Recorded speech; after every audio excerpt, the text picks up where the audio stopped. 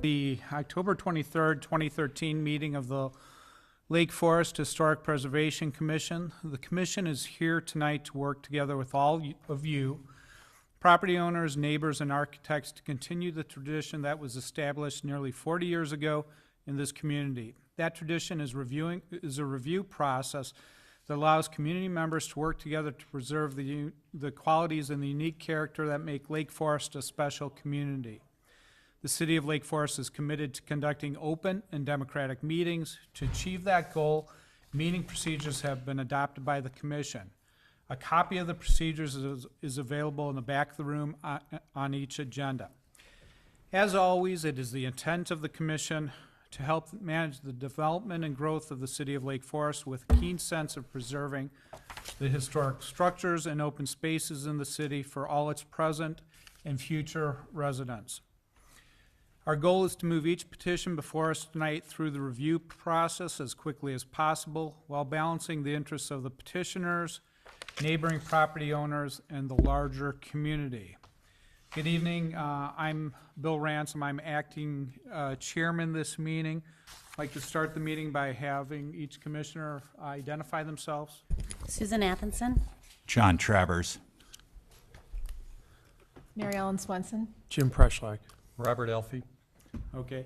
And for the city staff this evening? Megan Newman. Kathy Cerniak. Okay, for this evening, the first item we have is approval of the minutes of the September 25th, 2013 meeting. Has every commissioner had a chance to review that? Okay, I have a couple things on it. On the first page of the minutes, it shows that I'm neither present or absent. And I thought only my kids, did that, but apparently it's more common. I believe I was here that evening on September 25th. Additionally, number 1 in bold, it says that I was acting chairman that night, and I introduced. I don't think I was acting chairman that night, although pretty sure I was here. So if those are the only changes I have, does anybody else have anything? I had no changes. Okay, hearing no other changes, do I have a motion to approve the meeting? So moved. Okay, moved by Commissioner Preschlack. Do I have a second? Seconded. Okay, seconded by Commissioner Travis. All those in favor? Aye. Any opposed? Hearing none, that motion passes. Okay. The third item on our agenda this evening is consideration of a request for a certificate of appropriateness approving new signage and lighting at 700 North Sheridan Road. That's First Presbyterian Church. Is the petitioner here this evening? Yes. Okay, and are you ready to present your petition? I understood that you were going to bring in some acrylic letters or other lettering that you were going to show. Okay, if you want to bring it up here or whenever in your presentation that it's ready, just feel free to come on up. While he's doing that, I will ask if there's any commissioner who has a conflict of interest or ex parte communication they'd like to disclose. No. Okay, hearing none. Whoops. That's not the one I'm looking for. No, this is the one, okay. And this is the letters. This is the color. Which one? These are the colors.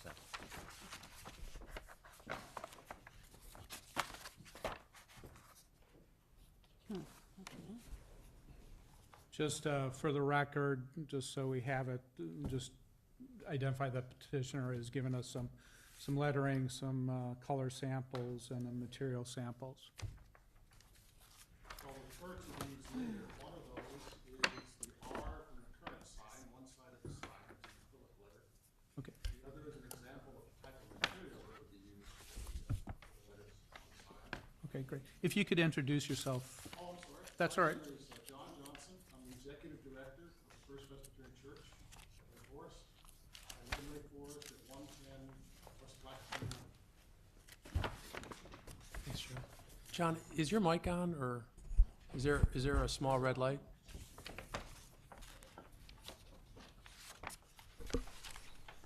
Now it's on. Okay. Green light is showing. Okay. Well, let me start that again. My name is John Johnson. I'm the executive director of the First Presbyterian Church of Lake Forest. I live in Lake Forest at 110 West Blackthorn Lane, and I'm delighted to be here this evening sharing our petition with this commission. The signs that we're about to look at are part of an overall signage plan. The church has not had a signage plan. It was encouraged by the city staff several years ago that whenever we do something on the church campus, we ought to develop a plan. So I appreciate that insight and coaching. We do have a corner sign that I wanted to talk about specifically. That is the cause for our initial project. And this has been reviewed by a lot of people at the church. We do everything at the Presbyterian Church with committees. So I'm open to any questions you might have as we go through this. The current existing sign, we've always had a sign at this church. The church has been around since 1859. The first building was actually constructed in 1862, and this building that we currently have was constructed beginning in 1882 and finished in 1886. So we have always had a sign of some sort. This particular sign has been there for about 20 years. It's constructed of redwood, and the letters are acrylic. The R that I've passed around is the R from the other side of this sign. This is the signage plan I would like to speak briefly about. We have a campus that has many entrances. We have a fire lane that goes the entire length of the campus. We have an entrance to a parking lot here and an exit here. We have over here, we have an entrance to a parking lot, and then over here we have an exit to a parking lot. When people come to our church, there's no signage at these entrances and exits to let them know where the best place to turn is. So we have weddings, we have funerals, we have a lot of community events that are hosted at the church. And it's not always obvious to someone where to turn in. We wanted to have a plan that would take care of the corner sign to recognize the church, but also identify where they should turn in. There are 3 signage designs, and I'll just refer back to the map. The corner sign is the one at the corner of Sheridan and Deer Path. The entrance signs here on Sheridan and here on Deer Path, and there are other 2 interior signs that are wayfinding. We like the term wayfinding as a church because spiritually people are always finding their way, so we thought that was appropriate and symbolic as well. These are the 3 signs. The color would be the color of the existing trim and moldings of the church on the face, and the lettering would be out of the wood shingles that you would see, and I have some photographs later to share with that. The one on the left is the wayfinding sign. The one in the center is the corner sign. The one on the right is the entrance sign, and staff has given us some advice about that design and even the height that we wanted to talk about this evening. The panel that is hanging below the corner sign would only be a single panel based on season of the year. So during the year we have regular services, but at Christmas we have different times, at Easter we have different times, and in the summer we have different times. But there would only be one panel hanging from the corner sign. This is the cross section to give you some idea of the lettering and the posts. The corner sign would have 6x6 posts, and the entrance sign would have 4x4 posts.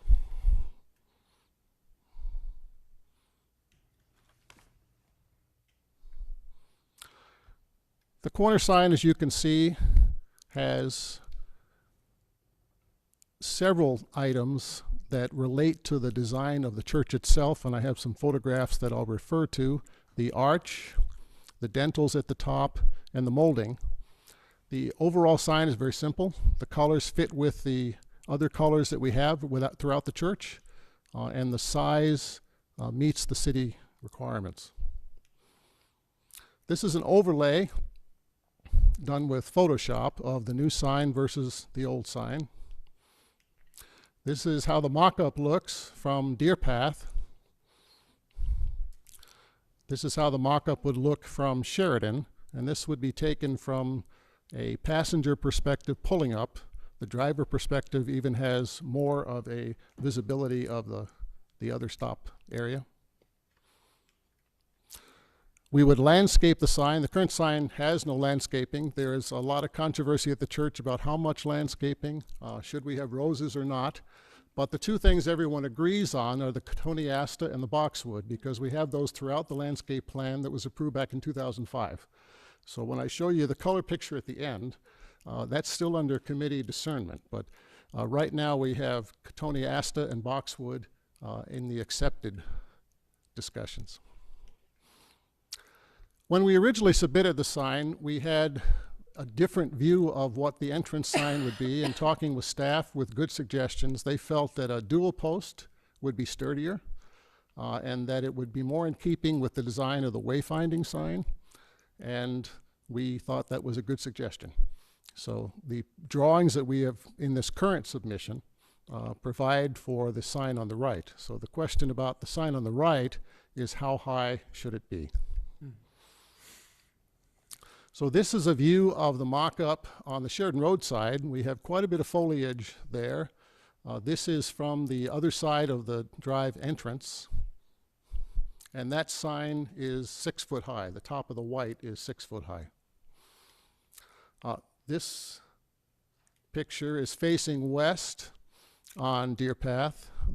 It's an optical illusion. It's not higher than the fence. The fence is a 6 foot fence, and the top of the white is a 6 foot.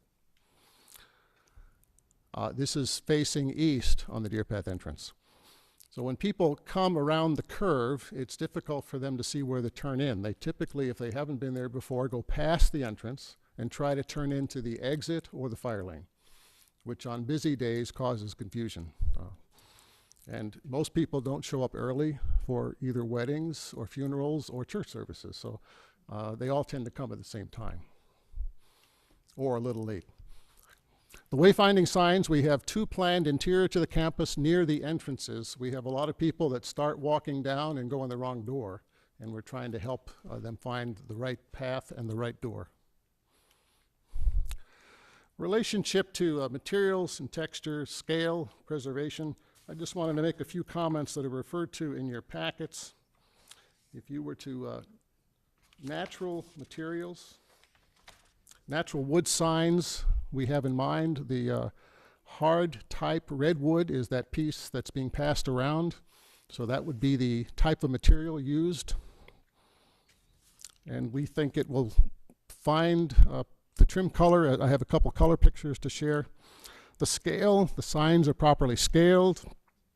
We have no trees planned for any removal. The existing trees will stay exactly where they are. We feel the compatibility and integrity pieces relate to the church structure. We picked up the brown and we picked up the cross and crown window. I have provided copies of a booklet that has a much better picture of the front window than the one that I'm going to share with you. The shadow hides the dentil. So we picked up from the colors, the face of the signs, Grant beige. The letters would be the North Creek brown, a dark brown. The design itself picks up the arch and the dentils from this, which is our window in front. So we think this will improve the look of the corner. It's compatible with the other signs from the college that are opposite that, and we would ask for approval from the commission. We appreciate all the suggestions we've gotten from the staff. It's been a good constructive discussion. Last time I was here, I said I would talk to the neighbors before I ever came again, and I have, and I've talked to them, and they all know that we're trying to upgrade our signs. So thank you very much. Okay, thank you. We may have some questions for you, but we're going to take a staff report first. Thank you, Acting Chairman Ransom. This project's before the commission as an overall campus signage plan. Signage plans are approved to allow some modification to the text and the location of signs internal to campuses without approval of every single element. The main components of this request are the replacement of the main identification sign at the corner of Sheridan and Deer Path, and 2 driveway entrance signs. The petitioner touched on the numerous driveways that this campus has and the need to really direct circulation through the campus to facilitate visitors to the property. And then third, internal to the property, some wayfinding signs to allow visitors to the campus to find their way to various doors and activities on the campus. As Mr. Johnson noted, the church has expressed a willingness to work with the commission and to really hear your input. I think the main points that we're seeking commission input on are, as was mentioned, the height of the driveway entrance signs. Just making sure that as you're driving around, that where the sign is where your eye actually goes. Is it landscaped appropriately? Will it be functional for the church? The text that's proposed on those signs, is it large enough to really give the impact that the church is looking for to bring people to the entrance driveways for the campus? The lettering on the main identification sign, as was noted, the existing lettering is acrylic on wood. That's what's proposed for the replacement sign. Commission input on the depth of the lettering, the use of an acrylic material versus a natural wood material, and of course the content of that sign. It does have a graphic logo or a graphic symbol on it for the church. It is a subtle symbol. It's consistent with the design guidelines for graphic elements of a sign, but that type of installation does require commission approval. The existing sign is illuminated. The existing illumination is proposed to remain. And then, of course, the landscaping that's proposed around the main sign. I think the church has agreed to do some landscaping to really ground that sign into the corner. So your input on that, those components are all welcome this evening. We are recommending approval of the project. Certainly, if the commission has questions, I'm available to answer those. Okay, thank you, Megan. Now is an opportunity for the commissioners to ask questions of the staff or petitioner. Anybody like to start? Jim? Yeah, I have a question. Thanks, John. Is there any, was there any research done on the original signs? Just curious more than anything if this is an opportunity to incorporate, because it is such a historic structure in the community, any early designs of signs or signposts that were in the area when it was first constructed. Is there any archives or information in that regard that you either took a look at to facilitate the design? Commissioner Preslack, we were able to identify a previous bronze sign that was too narrow to put more than one service time on it, so that's why it was changed out. That was back when the church only had one service. Some of the other pictures, while they have pictures of the church, there are some pictures of cars. The detail in those was not sufficient for me to say that this is the kind of sign it was. You could tell there was a post and a sign, but it also could have been an old stop sign in where we saw one of them. So there are two signs at the corners. You saw a stop sign and a church sign. And then I had another question for the staff. As you build out the landscaping, and I don't know that this will be an impact, but sometimes if you're heading, I guess, just northeast on Deer Path, and if you look to the left, you may have a hard time seeing cars, and some people, I know none of us, but some people do rolling stops in that intersection. And I'm just curious if we've thought through that from a traffic perspective at all. We did ask the petitioner to install a mock-up of the sign, partially to give a sense of what the three-dimensional element will look like on that corner, but also to provide some evaluation of visibility. So I think that is a consideration, and as anything is installed on that corner, we will work with them to make sure that we do not impede any visibility. Yeah. When I went by and saw the mock-up, I thought it was set back far enough that it really wasn't, impeding visibility at that intersection. I certainly see how somebody might disagree, but I thought it was set back. And with the landscaping, there'd be no change. Well, the landscaping seems pretty low, but we certainly could have it kept lower. If that's a concern, we can make that a condition of approval if if that remains a concern. I have a question about the lighting, the illumination. Is that timed now? What's the times on it? And is it going to be continued to be? It would continue to be timed. It's timed to fit the rest of the church, so it's typically comes on when it's dark, based on the season, and goes off. I think it's 11 o'clock is the time the custodial building supervisor puts on that. So Okay. The custodian has to switch it off, or is it no, on it's a a timer? no, it's not a manual. It's a schedule Okay. based on season of the year. So As far as the parking signs, one of the things that I noted there, first of all, you showed us a picture of the Sheridan Road parking sign. It seemed to be in an island. I thought it was in a different spot when I was out at the property, in a much more appropriate spot than I think the one I saw on the picture. I just wanted a clarification as to where that sign would be. I saw it kind of adjacent to the drive. let me go back to that if I may. Yeah, if you see on here, it was here. So that's a parking island. Yeah. Sheridan is just to the right of that, and that is exactly 34 feet from the Oh, center okay, of Sheridan okay, Road. so I wasn't just paying attention, that probably is exactly where it was. Okay. Okay, I see it now.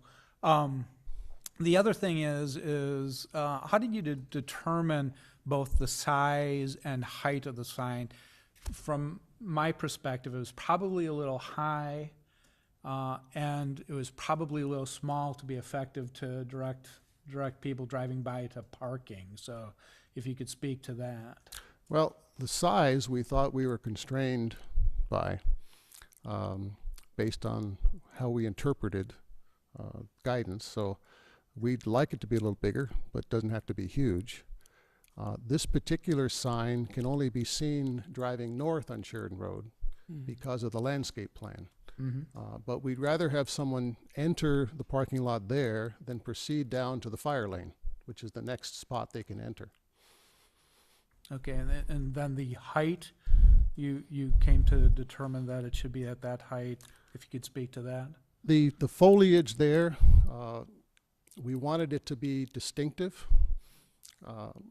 As you come up Sheridan Road, you're coming around a curve, and we just wanted it to be seen. Now, we pile a lot of snow there in the wintertime. It perhaps could be a little lower, but we wouldn't want that sign to be too much lower. Okay, and that's the same as on the other entrance sign? Yes. As far as height, and the same issues Same. exist? Same issues. Okay, And as a car is turning in there, we would certainly want, if a car's coming from Sheridan Road, southbound, and turning in there, we'd want the cars going northbound to know that's the place to turn in as well. So some people would say, well, there's a car turning in, you would think everyone ought to turn in there. okay. I've observed a lot of services of all different types, and I would say that's not a common thought that people have about where to turn in. Well, I think the designs are elegant, and I like them generally, but I am concerned about the height and the size. Megan, the petitioner seems to, I guess I got two questions, if I can ask them both at once.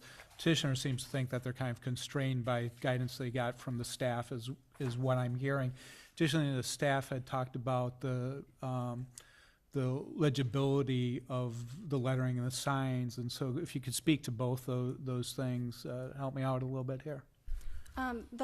The sign ordinance does allow for directional or informational signs on properties such as this.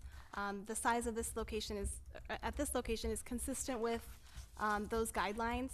The commission certainly is able to approve a sign that is larger than what those guidelines dictate. So I think in this case, especially with a campus signage plan, if the commission feels that a different size would be more effective, then that would be good direction for the petitioner. With respect to the content of the sign, it seems that the size of the First Presbyterian Church on those entrance signs will just add confusion to the sign because it won't be legible when you're driving by. So we've had conversations with the church about just having church entrance or church parking or something to simplify the text and really get the point across that that's what the purpose of these signs. Have you talked about, you know, I know you have the Celtic cross on the monument sign. Have there been any thought about like putting that on the sign instead of We- First Press, you know, so there's some identification that, Sure. you know, Well, that's most people would recognize that as, we would be interested in doing that. I can say we're not going to change the name of the church. okay, we probably won't But if require we that, could but I use can a- never tell what's gonna If, happen. if we could use in the overall plan, that as an identifier, that would be great. Okay, any other? I just had a questions? question, John. Did you ever try to sort of mock up actually the lettering on those signs and see how visible it was coming in a car? We mocked up from a drawing, and there's I guess a sign theory around size of letters versus how far away. And we felt that the corner sign is fine Oh, based yeah, on that right. handbook, but these were challenged Well, that's based what I on the wondered. space. It seemed like you'd have to get fairly close before you'd pick up on what it was saying. Right. So I- We were I hoping could- a car length away would be, we would be able to see what the sign was intended to convey. Yeah, I think it would be better if even more than a car length. Yeah. Doesn't give you much time to make an adjustment if you're making a mistake. Yeah, it could lead to, if it's 4 weddings and a funeral and you're racing to the church and you're late and you don't see the sign, you do that abrupt turn and there's a car coming south and you just do it quickly because you see it, it could lead to an accident. Well, we'd like to work with the staff using the Celtic symbol and fewer letters and have something that would Give it a little bit bigger. be meaningful for someone to make an entrance. So, I just want to touch on what Bill had mentioned about the style of the signs. First of all, the monument sign, I think in the front, works a lot better than what you have, the existing sign. Maybe it's the proportion, and it seems like it's set back far enough. But the other two signs, the parking signs, to me look awkward. Either if you're going to have 2 posts, it should be a shorter sign. If it's going to be a tall sign, to me, it should be like a single hanging sign, the traditional kind we see. I think what would be more appropriate, since it's a more subordinate sign to the front, is it should be a little bit lower if you're going to have 2 posts. okay. And maybe you just say, church parking, and that takes care of the signage or whatever. So lower the sign a little bit, and maybe that allows you to spread it out a little bit, to get a little bit bigger sign that way. Because just being like 2 tall pillars with a little sign, it looks really awkward to me. Okay. The other thing I want to talk about was the materials. And you're going with a high-quality sign here, the wood signs, and it seems odd that you would go with acrylic letters. Just because I'm thinking in terms of patina and quality of materials, as a sign ages, you're going to have these shiny acrylic letters on an aged sign. And we really do value a lot of times how, natural quality materials age over time. They can look better, actually. So I'm worried about using an acrylic lettering with a high-quality wood sign. So I would suggest investigating using, continue with your high-quality materials in the whole complex and look at wood lettering. We chose to submit with the acrylic because the previous sign had those, and Yeah, I noticed at that. least So the shiny. letters had aged more gracefully. And we thought it would give a very concise contrast because they would be coated brown. But we'd be happy to go back and look at your suggestion. Now, you're changing the color a little bit too, aren't you, in terms of, is the color of the monument sign going a little bit darker than what's there now? Or is it the same color? It's the Grant beige is really reflective of the color in the building. So it's The not current what's on the sign, existing? the current sign is not Okay. that. But the letters of the current sign, I think I passed a sample around, I think it's green, was the acrylic color.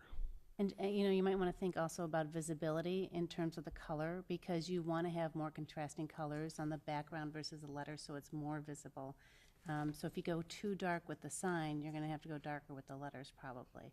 So, and I'm sure your signage company can lead you in the right direction there. I understand trying to match that, but you want to make sure the sign's visible. Right. That's more important than, just matching up on the Right. colors. We thought the contrast, I had passed colors around, the contrast between the face color, the grand beige, and the brown was enough of a contrast to see it. To be visible, okay, okay.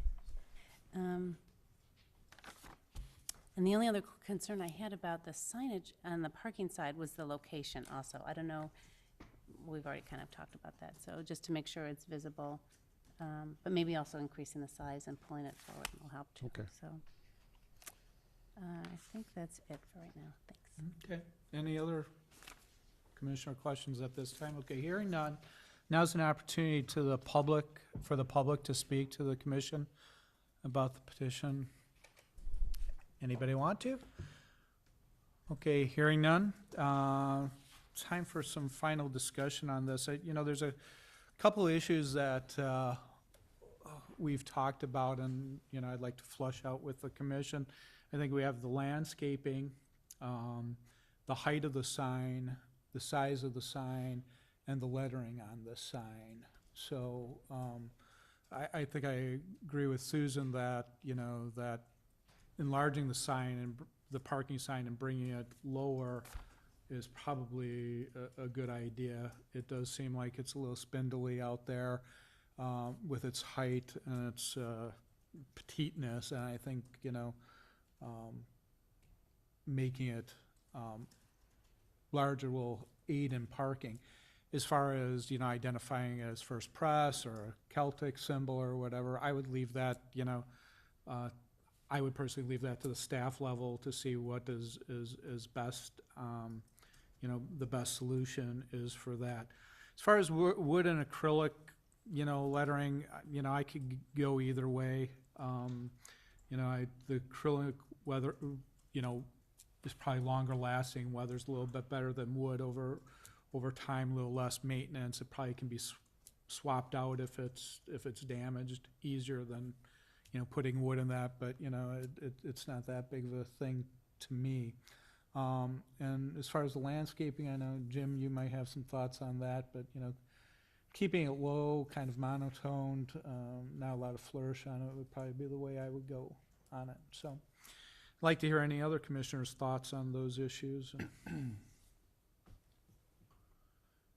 Yeah, I think the monument sign is really well designed, and I think it looks really nice, and I think the landscaping will be done, beautifully, and working with the staff to maintain visibility. I'm fine with that. I do also think, especially if the church was hoping to get bigger signs in the parking spots, then we should allow them to look to that and work with the city. And the height, I think, if you're in a car, you want to be eye level, I think. And I know that, the snowbank, I think, is a really important issue as well. And but I think lower and larger, so you can pick it up a bit sooner as you turn the corner at Sheridan and Deer Path, is probably warranted. And I like the idea that there's a unifying design element across all three. I think that would be nice, but that's up to the staff and the team at the church. So I'm pretty consistent with all of your comments. And then on wood and acrylic, I think probably more sympathetic to Susan on that one, with the fact that wood would age nicely and have kind of a just a nice compatibility and a feel. But I think I'd be fine with acrylic if it was put to vote. Anybody else have any comments? I also had a question also about your, what'd you call it? Your wayfinding signs. Why did you go with metal? You have all these nice wood signs, and why did you go metal with that sign? Why didn't you just keep it consistent with wood? Well, metal was recommended to us by our sign company for those smaller signs. We could certainly do them in wood. We had Just no thinking, objection if to you're doing going to them in be wood. consistent in your plan, you might want to consider wood, because it's not like you have a map on there.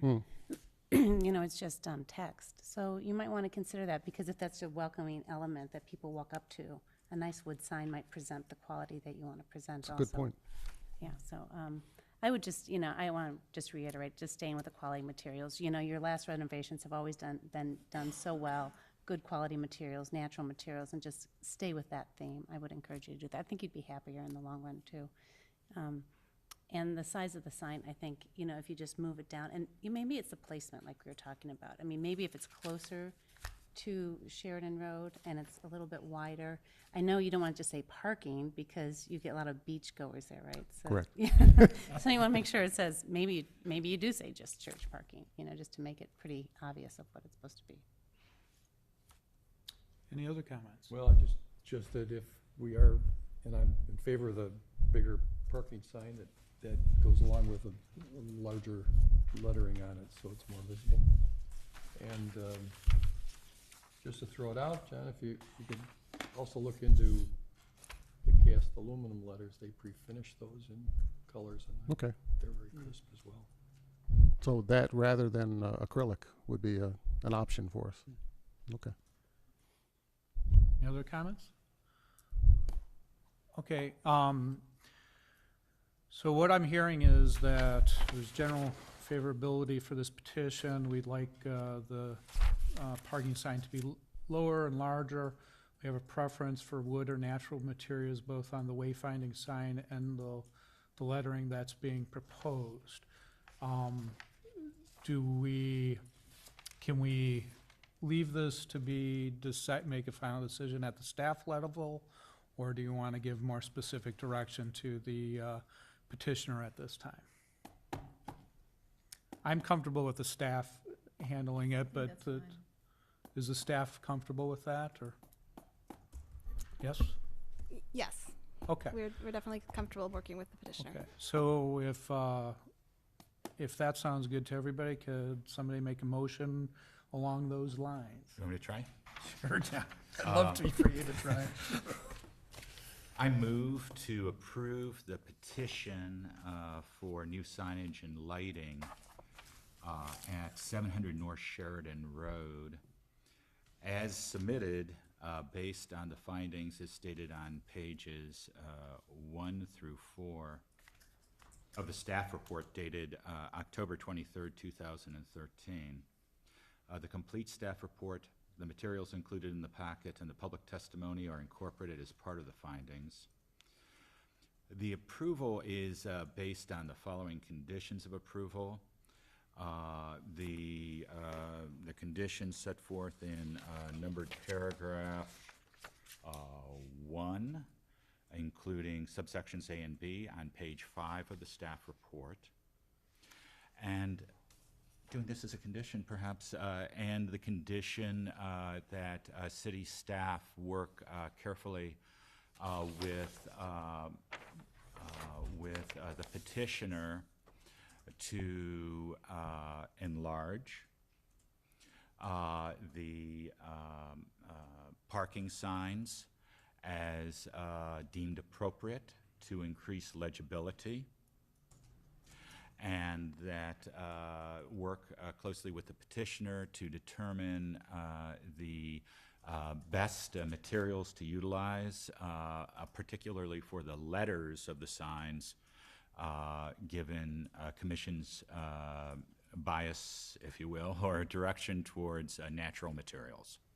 I think we also want to reduce the height of the sign, too, the parking signs. Right? And taking into account the potential for reducing the height of the parking signs, but taking into account the issues associated with piles of snow potentially obscuring the parking signs. Okay, then. Sorry about that. That's all right. No, I think the record's clear on what we want. The motion's been made by Commissioner Travis. Do I have a second? Second. A second by Commissioner Swenson. All those in favor, say aye. Aye. Any opposed? No? Petition's been granted. Thank you. Church, thanks you very much. Do we have the letters? The other We letters. can give you back your letters and materials and One such didn't if make you it want to. around, I guess.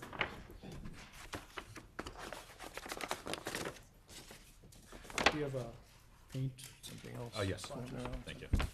That was harder than usual because I left my notes at home.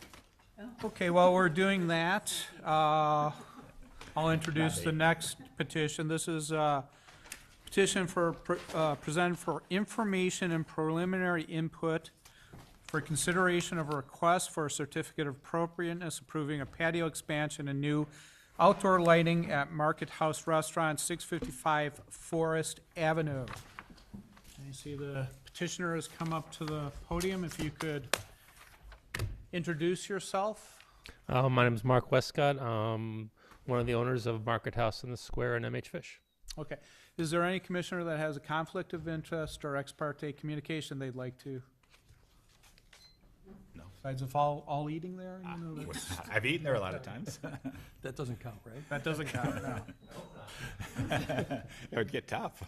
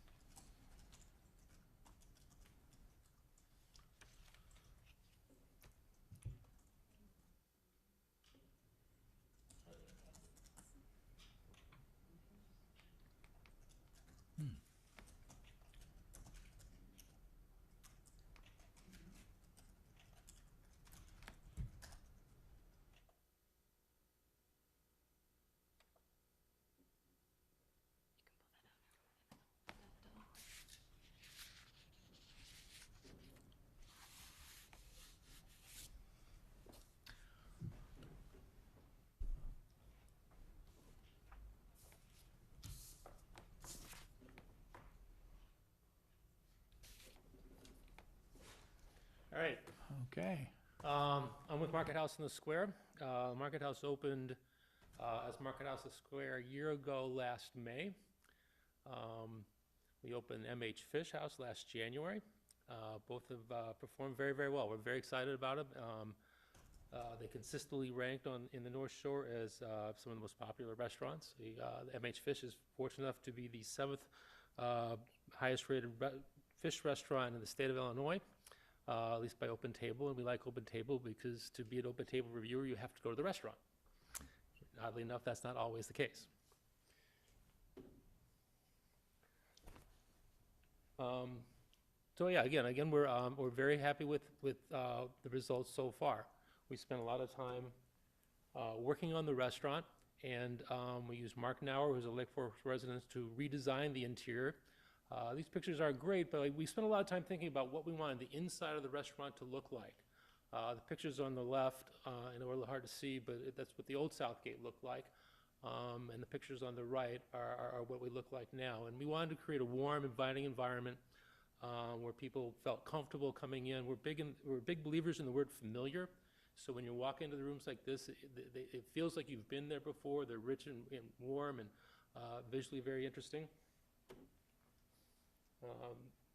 The top one is the dining room on the left, is what it used to look like, and the one on the right is the new one.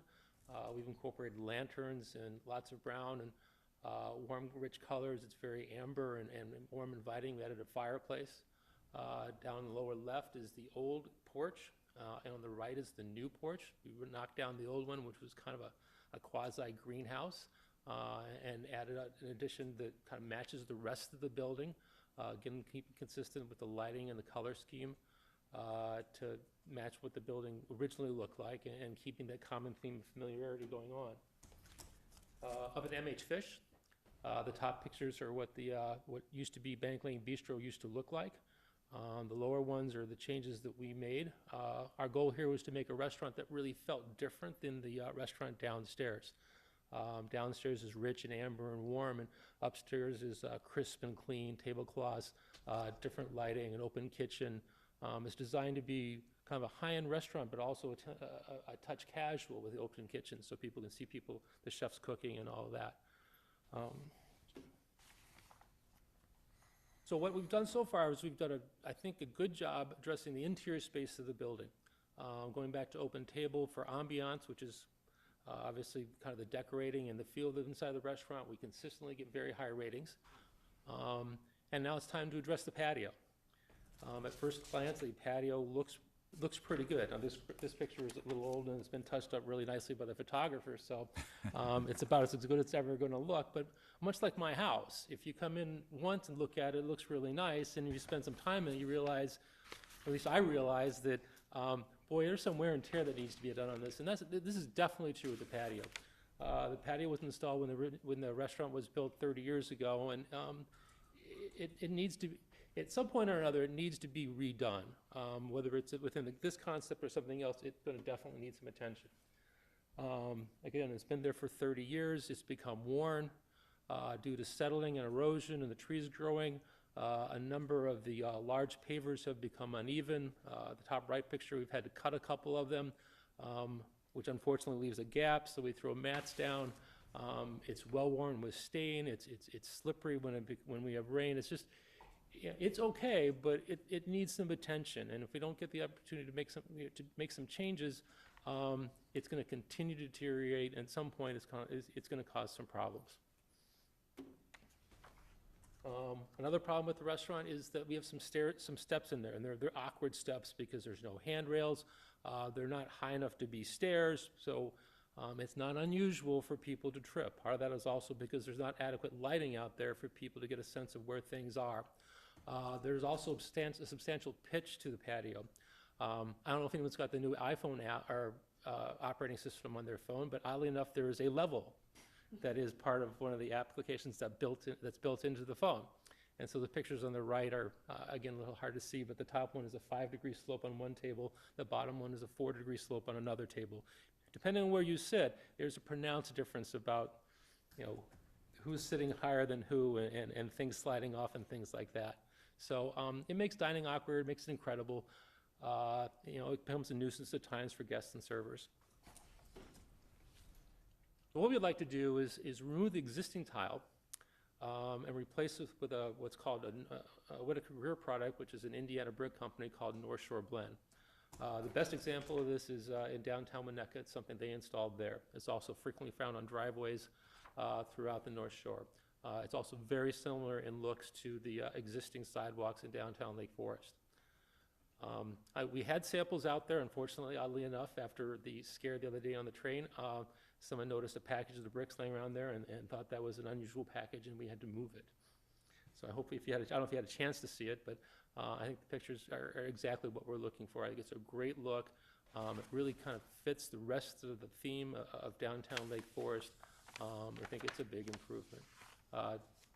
David Jackson, who's a longtime Lake Forest resident, is the construction person on the project. He's familiar with the project. He's familiar with the area. And he's the person who will be doing the installation. Regarding lighting, right now what we have is 4 eave lights. The picture on the lower left is, again, the kind of retouched one that make them look better than they are. They're harsh downlights. There are 2 other post lights on the right. Overall, the lighting is not particularly good. It's not particularly attractive.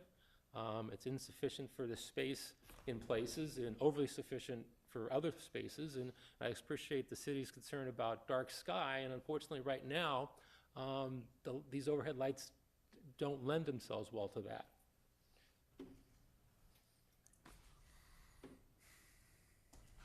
Okay.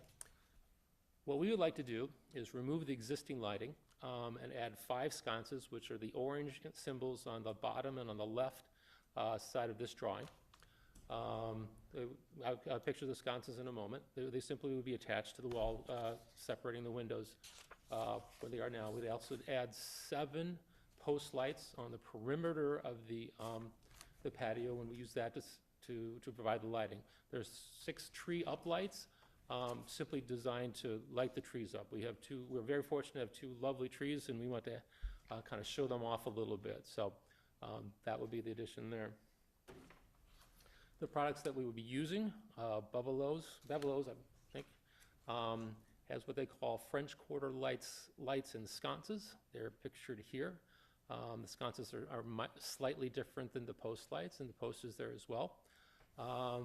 Between the post and the light, the total is 8 feet 8 inches. That is almost exactly, it's slightly shorter than the existing lights that are on the property as it stands.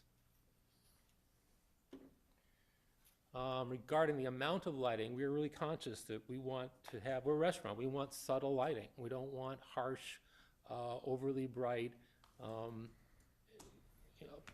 uncomfortable lighting. The notion is that when you sit down, the goal is that if you sit down and have dinner and it's light out, and you stand up because you've been there for an hour and a half, it's turned dark, you recognize it to be light, but it's not someone turned on bright lights and it's all of a sudden lit up like a Christmas tree. The wattage of bulbs that we plan to use are 25 lots. These are an antique simulated gas bulb to kind of keep consistent with that warmth and kind of familiarity that's consistent throughout the restaurant. Again, we want subtle lighting. We don't want harsh sky lighting up lighting. We want it to be, very modest and just enough so that you can see what you're eating. Make sure the patio is well lit enough so you can negotiate it. And that's all we're really looking for that. Umbrellas. We currently have umbrellas. I'm not exactly sure how this all works. So the city recommended kind of a forest green, and we're fine with that. We can get these in any color. I don't know what else to say about the umbrellas. They're very similar to the existing ones. They're the same height. This would be nice because it would be all consistently one color. As we noted earlier, the patio's got different levels, and it's pitched not very well, and it causes problems. People negotiating it, getting to tables, getting out of tables. It's not unusual, unfortunately, because the way the steps are constructed for people to trip.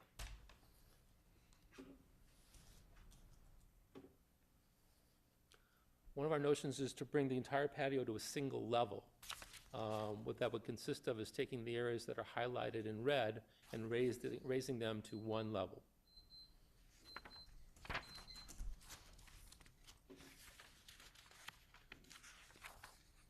Regarding fencing, our intention is to use the original fencing.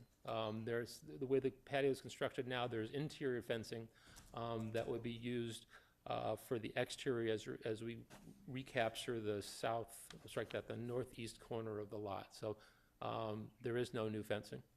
The rest of the lot will be wrapped in timbers exactly as you see here. Trees.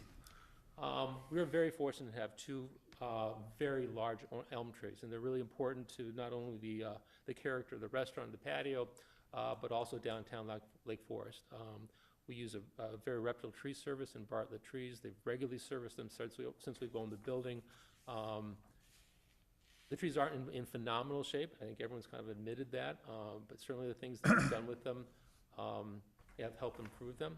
Throughout the process, we've agreed to work with Bartlett Trees in the city to have them checked on as the construction progresses to make sure that we're doing whatever we can to foster their growth and making sure nothing that we do inhibits them being around for a while. Shrub trees. Currently there are smaller trees underneath the large elms. And I think the city's one of the questions is, do we keep those? We need to remove some of them because there's simply not enough room. We personally like to get rid of all of them. I think what we'd like, and talking with Mark now, we've discussed that it's a really pretty building, and it's a really pretty area. And we worry that additional trees, under trees, would kind of clutter it up. And I think the sight lines as they are really nice right now. We have fencing, we have fantasy furniture, we have umbrellas, we have staff, we have guests. The notion of adding more, I think, is something we'd rather not see. We just think it kind of clutters it up. I think, moreover, the Market House is a historical building, an historical landmark.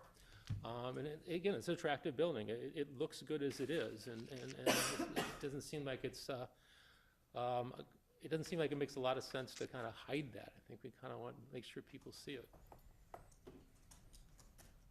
And that's kind of it. I think for me, the biggest thing is the patio is a focal point of the restaurant, certainly in the summertime. It's what makes it popular, what makes it interesting. We have people from certainly locally for lunches and dinners, and on weekends we get people from everywhere.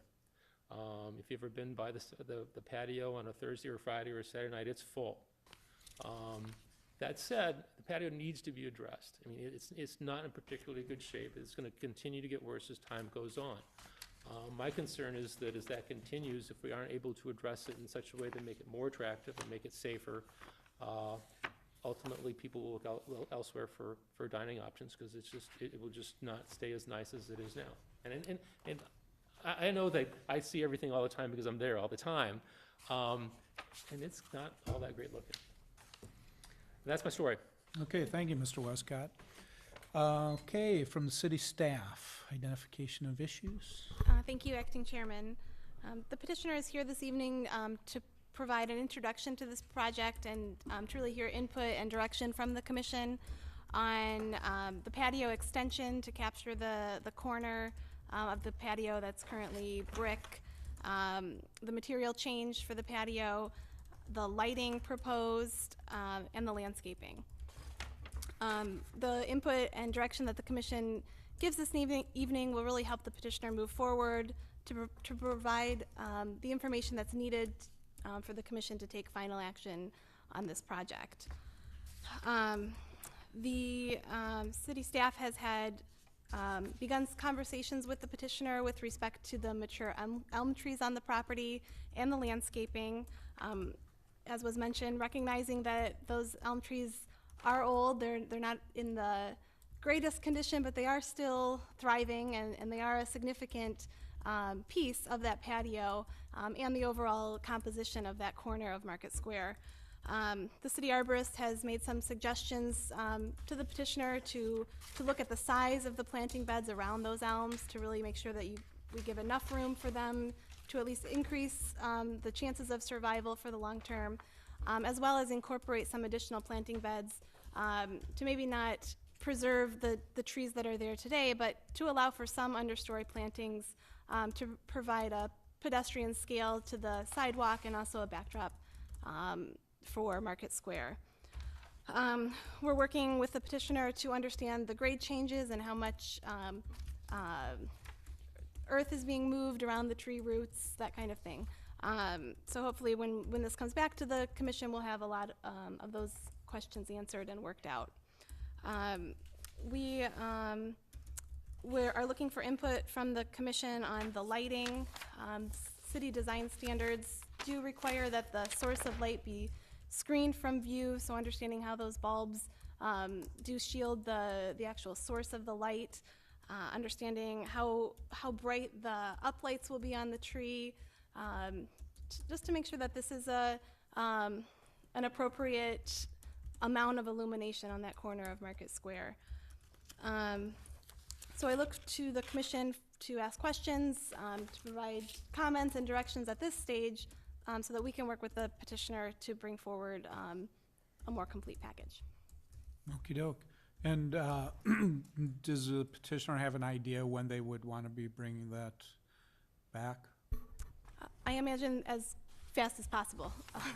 When did you want to, just for my In a edification? perfect world, we'd like to start the demolition and relaying of the patio bricks as soon as, before winter starts.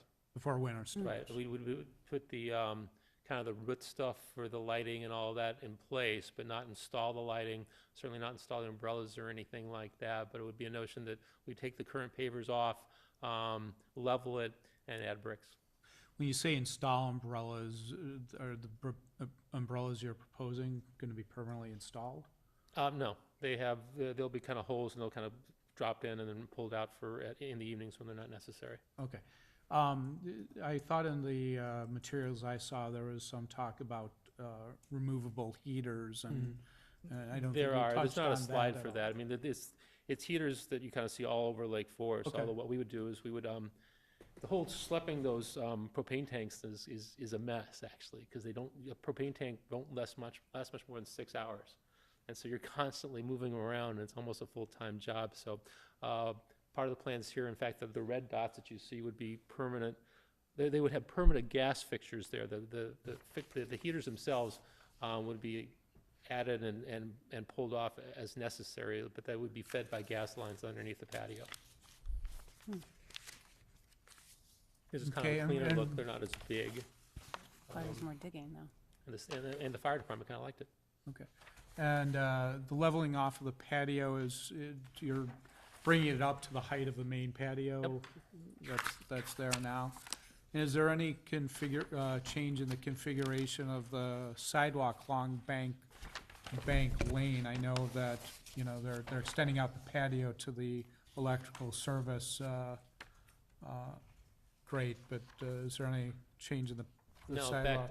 the patio, the sidewalk area that's on Southgate, at the top of that picture, from the, I guess from the street to the fence, at the top of the picture, which is existing, is exactly what it would be proposed on Bank Lane on the right side of that picture. So the amount of sidewalk space is exactly the same on both the north side and the east side of the restaurant. It's exactly 60 inches.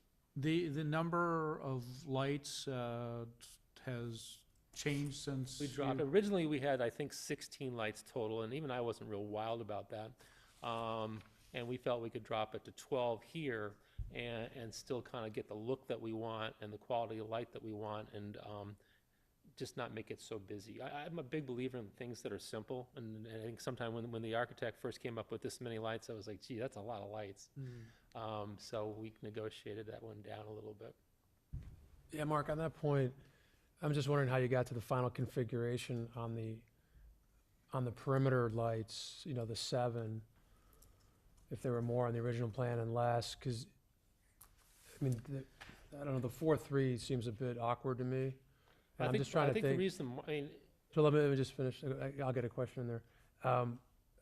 And I guess a lot of it becomes if it's, you know, just what's the trade-off between number of structures versus light emission and how high and all that. And one of the charms to me is you're from Market Square, you're seeing it unobstructed a bit in the trees and some other things. So I'm just wondering if you thought of a 3-2 configuration or others that, because that's going to be perimeter lighting, not really, well, I guess it'll be table for the ones on the, we had a consultant do the math on the project regarding to how big the bulbs are, how much light they disperse, how big the area is. You know, the thing I would worry about is if we cut down to more lights, then they end up burning brighter to provide sufficient light to cover the patio, and that's kind of the big trade-off. So is this the optimal amount that he came up with, given the parameters that you just Well, he talked came up about? with, the original plan, I think for 16 lights, we kind of went back and said, we really don't want 16 lights. Can we get by with 12? And I think they said, yeah, you can get by with 12. And now if we go back and say, well, let's knock it down to, you know, 2 more, so it's 3 and 2 and 5. The concerns, I think, also are that you've got some level of unevenness where you've got the lantern, the sconces on the interior part of the patio being brighter than the lights on the outside, the perimeter of the patio. And I would worry that, you know, there's a level of balance there that, I mean, you know, may not be what we want if we keep kind of rolling lights in and out. What sort of wattage are the post lanterns giving off? They're They're 25 gas, watts. they're like a gas sort of flame, right? What does that translate to in like a regular wattage for the layperson? The specs on the lights right there. So They're 25 watt lights. So the sconces are bulbs, they're 25 watts. Everything, we would use this light bulb consistently throughout all the lighting. Oh, okay. From the photo, it looked like it was going to be a gas simulated, okay. Questions?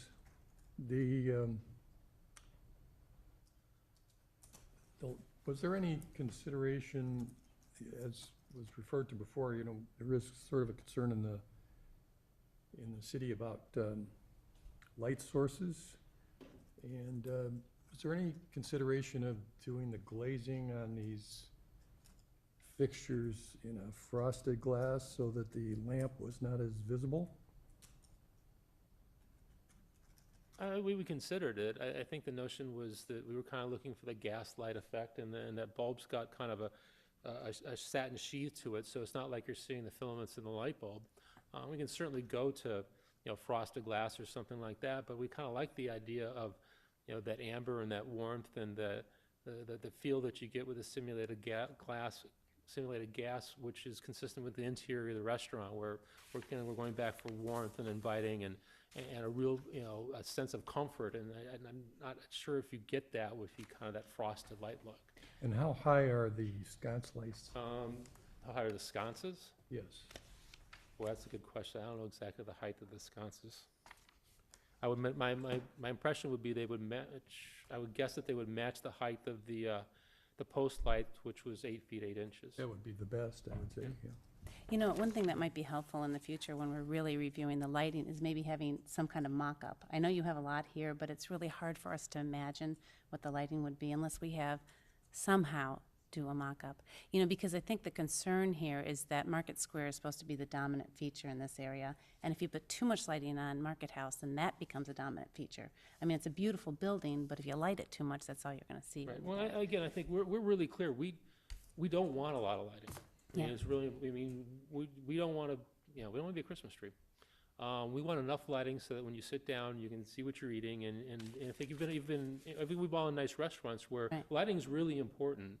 And Mark Dower, who designed the interior of the restaurant, and worked on this project, I think he's got lighting down really, really well. He's done probably 3,500 restaurants, and lighting is really important to a restaurant. And I think that, as you consider the Market House and MH Fish, the lighting in there is, you know, it's, the lanterns are cool looking, but you don't feel like you're in a lot of light. And as far as a way to simulate, I know, it's hard.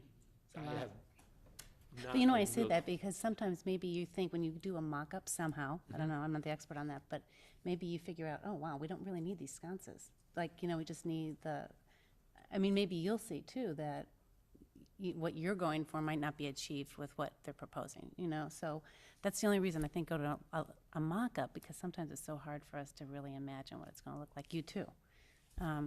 But how you do that, I don't know. Yeah, and, you know, another point with the sconces is you're gonna get some spillover from, light from the inside, so they're really, you know, Yeah, are not they providing redundant? any illumination for, you know, the patio, any significant. And certainly everything's illumination. gonna be on dimmers anyway, so we're gonna have the ability to kind of set them where we want and recognize that there's some coming and going. I mean, in a perfect world, they should gently come on as the night kind of progresses. And again, the notion is that, you know, you stood up and you realized that, you know, it turned dark, but you didn't notice it, but you didn't notice that someone turned the lights on. Yeah.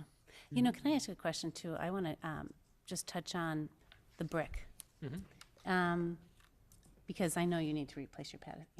I mean, that pebbled concrete is, you know, really dated.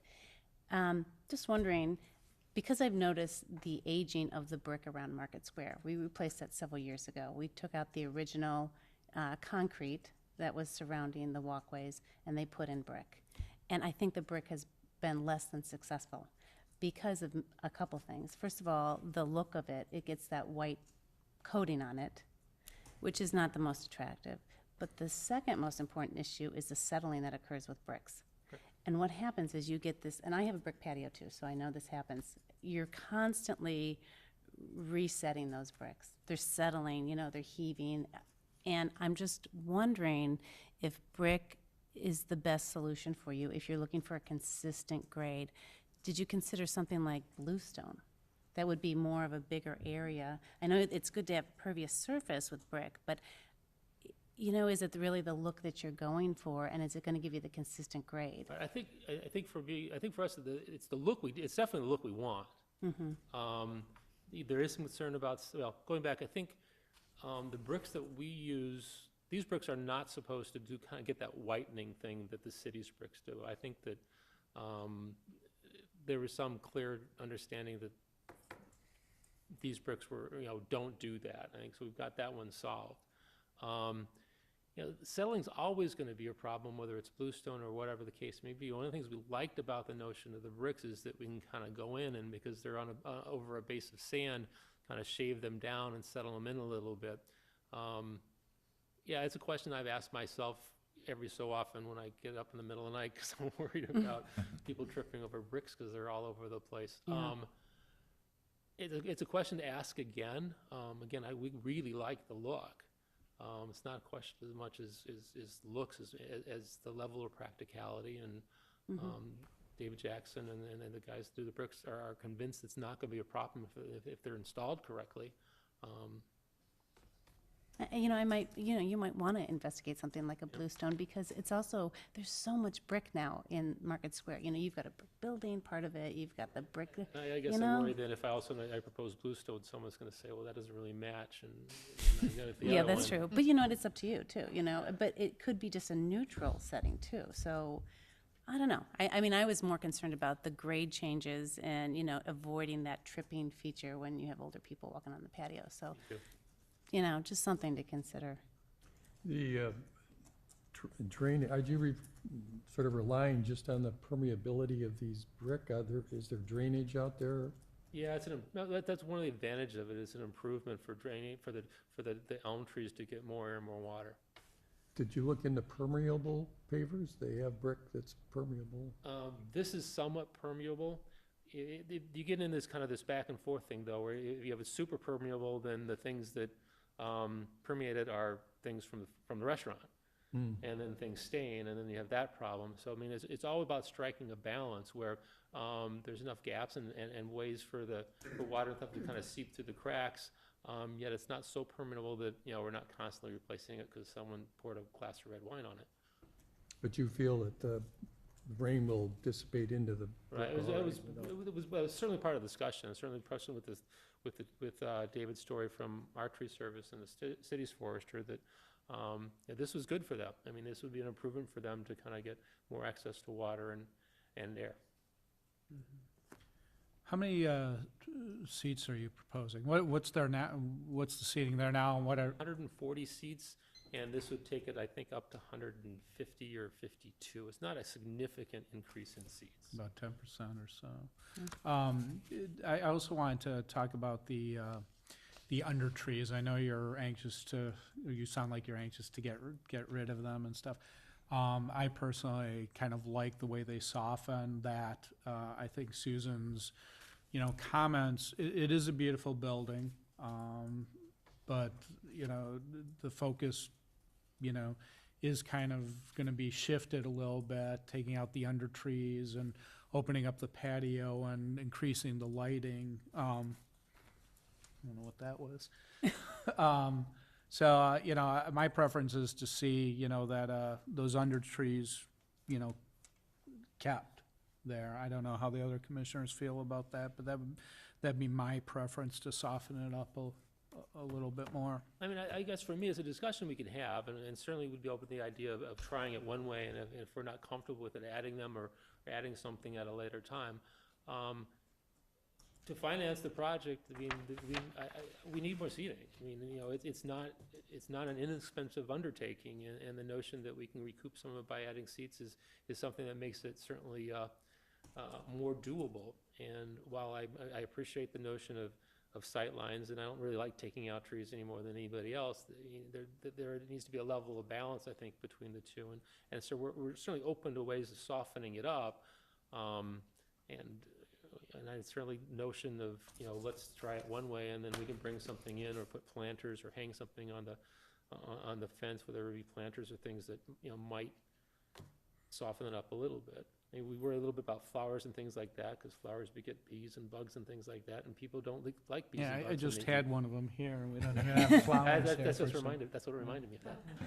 No, I have the same concern. And, you know, the other thing is, by taking those understory trees away from those elms, you know, I just hate for you to disrupt anything in that area with those elms, because I think they're so sensitive. You know, they're pretty much at the end of their life, and you're trying to extend it. So, you know, you don't want, I'm just afraid of, like, disrupting anything around there. And what would be helpful for us too next time is maybe having an overlay of an existing landscape with the proposed, so we could see the increase and the difference here. Because it seems like the beds for the elms, they have a really big bed there now, and you're really decreasing them a lot. And I know you're increasing pervious surface, but it still seems to be a big disruption to those elms.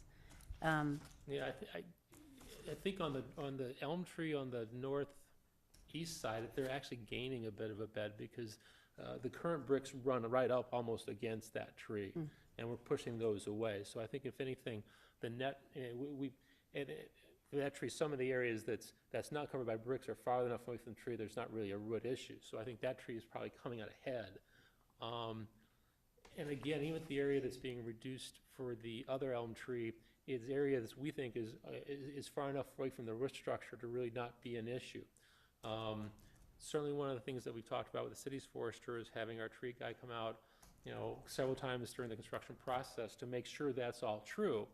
So we, you know, if also we do find there are major roots in someplace else, then we can make a modification then. But all the groundscaping that's there now is gonna come up, and it's gonna become really clear where the significant roots of the trees are.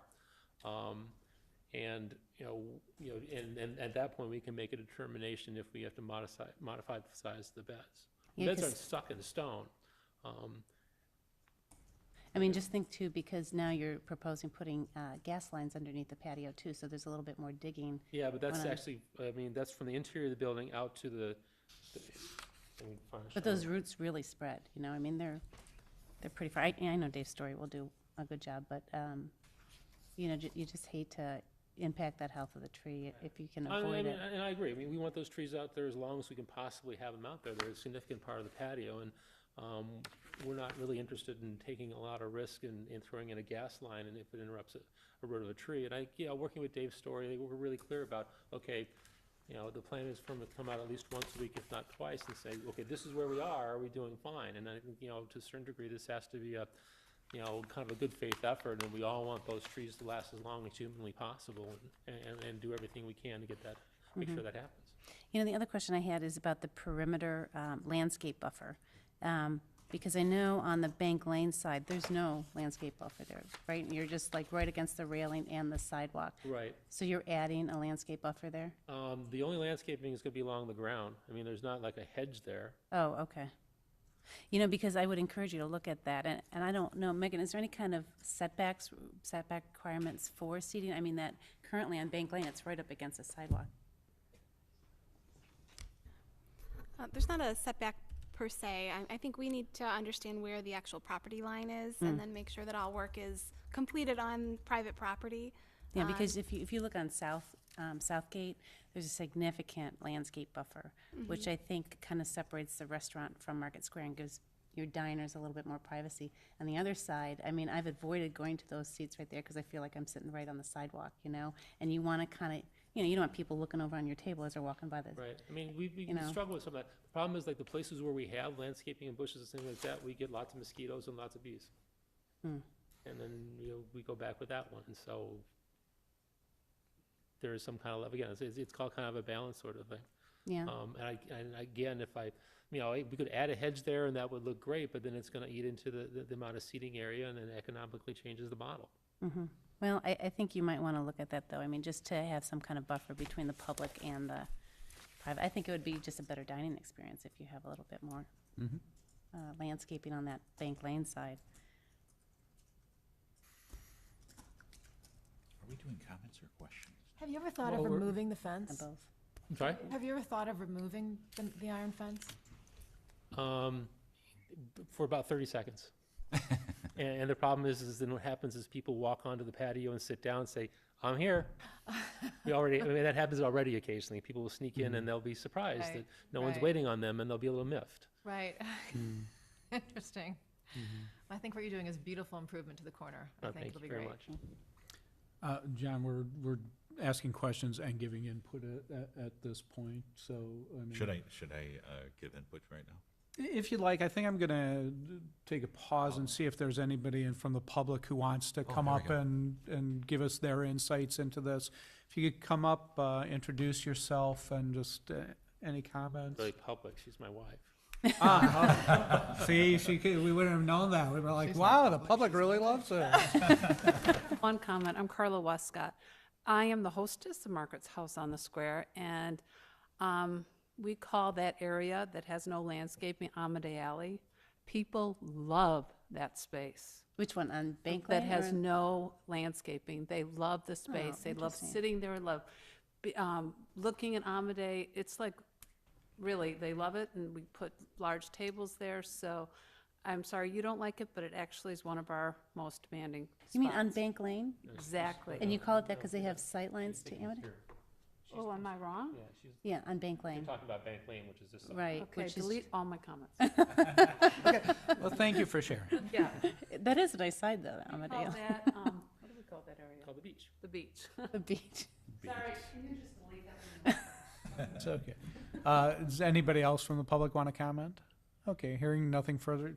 So, John, you had some I just things you had wanted to share with us. Just one short comment, which was, I recall in another case where lighting came into play, and clearly there have been a lot of comments about lighting. They largely seemed to get resolved when the petitioner had a more quantitative lighting study done, which led them to use slightly different fixtures and lamps than they were planning before, taking advantage of shielding opportunities associated with modern lights.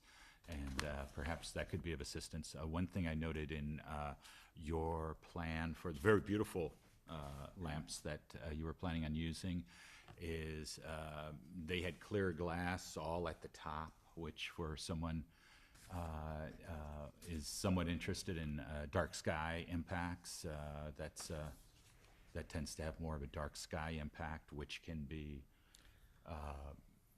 people who do these things know how to minimize that while maximizing safety on the ground and attractiveness of the site. You know, my So that was just presumption, my of suggestion. my presumption with these lights, the way they're mocked up here is that, now that I'm getting more used to doing this, is that those 4 squares at the top of the lamp, which I think is the part that you're referring to, are left blank because you can put different colors and things in there. Just, I suspect that, yeah, well, I'm not entirely positive, my presumption is that something goes on top of there to keep the light from shining up and kind of forces it down into the dining area. Yes, sir. And my comment wasn't about the particular lamp, okay. because I'm not an architect or anything like that. I just mentioned that a quantitative lighting study seemed to help actually the petitioner figure out what they wanted to do in a situation where there were a lot of comments on lighting. Well, I just got my bill from the guy who did the design work, and I saw how much I paid the lighting consultant, so I'm pretty confident there's a report like that running around that I'll see if I can Somewhere. All right. I just want to make a comment. I know the petitioner, the city had commented that they'd like to see the umbrellas, the forest green that we see in Market Square, and the petitioner had said that, they're, on board with that, but just so we're clear, usually, I find the commission, usually has a preference for that. So if for some reason between now and then, you get thinking a different way, you probably come back before this commission and find out that, we're disappointed that it's no longer the forest green that, that we've been hearing Oh, yeah, about. So I just put it out there because nobody up here has said anything about it, so I thought, it should be articulated. Any other comments? Okay, and we're not taking action on this evening, so with that, I don't think we need any type of motion, do we? You could have a motion to continue. Okay, so if somebody'd like to take a motion to continue I make a motion that we continue the petition to allow them to take our comments in and come back when they're ready. okay, the motion's been made by Commissioner Athenson. I'll Any second it. Seconded by Commissioner Travis. All those in favor, say aye. Aye. Aye. Any opposed? Hearing none. Okay, we'll see you when you come back. Thank Look forward to it. Thank you.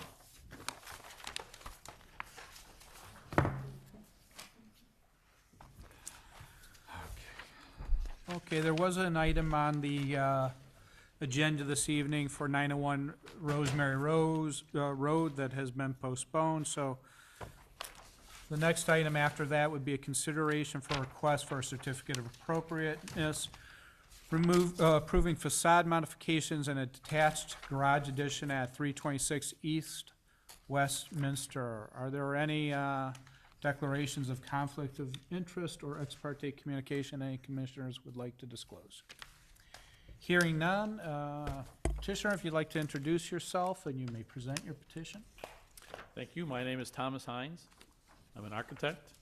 I graduated from the University of Illinois in Champaign-Urbana. And my first job was on Market Square with Jerome Cerny. So at a very young age, I knew what was going on in Lake Forest. I'm going to use this unit down here So, there we go. Do we change this over then? Okay, you can take care of it. I don't know what the orientation is yet, but I'm assuming it's something like that.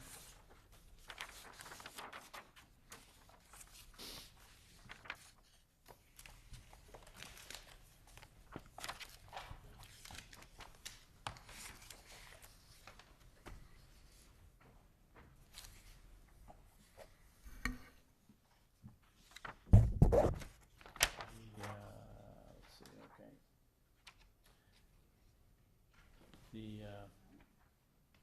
I have a staff report here, which is many pages long. And I have the notice of the meeting here, which I'll also use. Does everyone know where this is? Just the other side of the railroad tracks on Westminster? Most of us Road? have gone by and visited the site, so, you know, Very whatever good. material you would Oh, like there we to go. talk about would be helpful.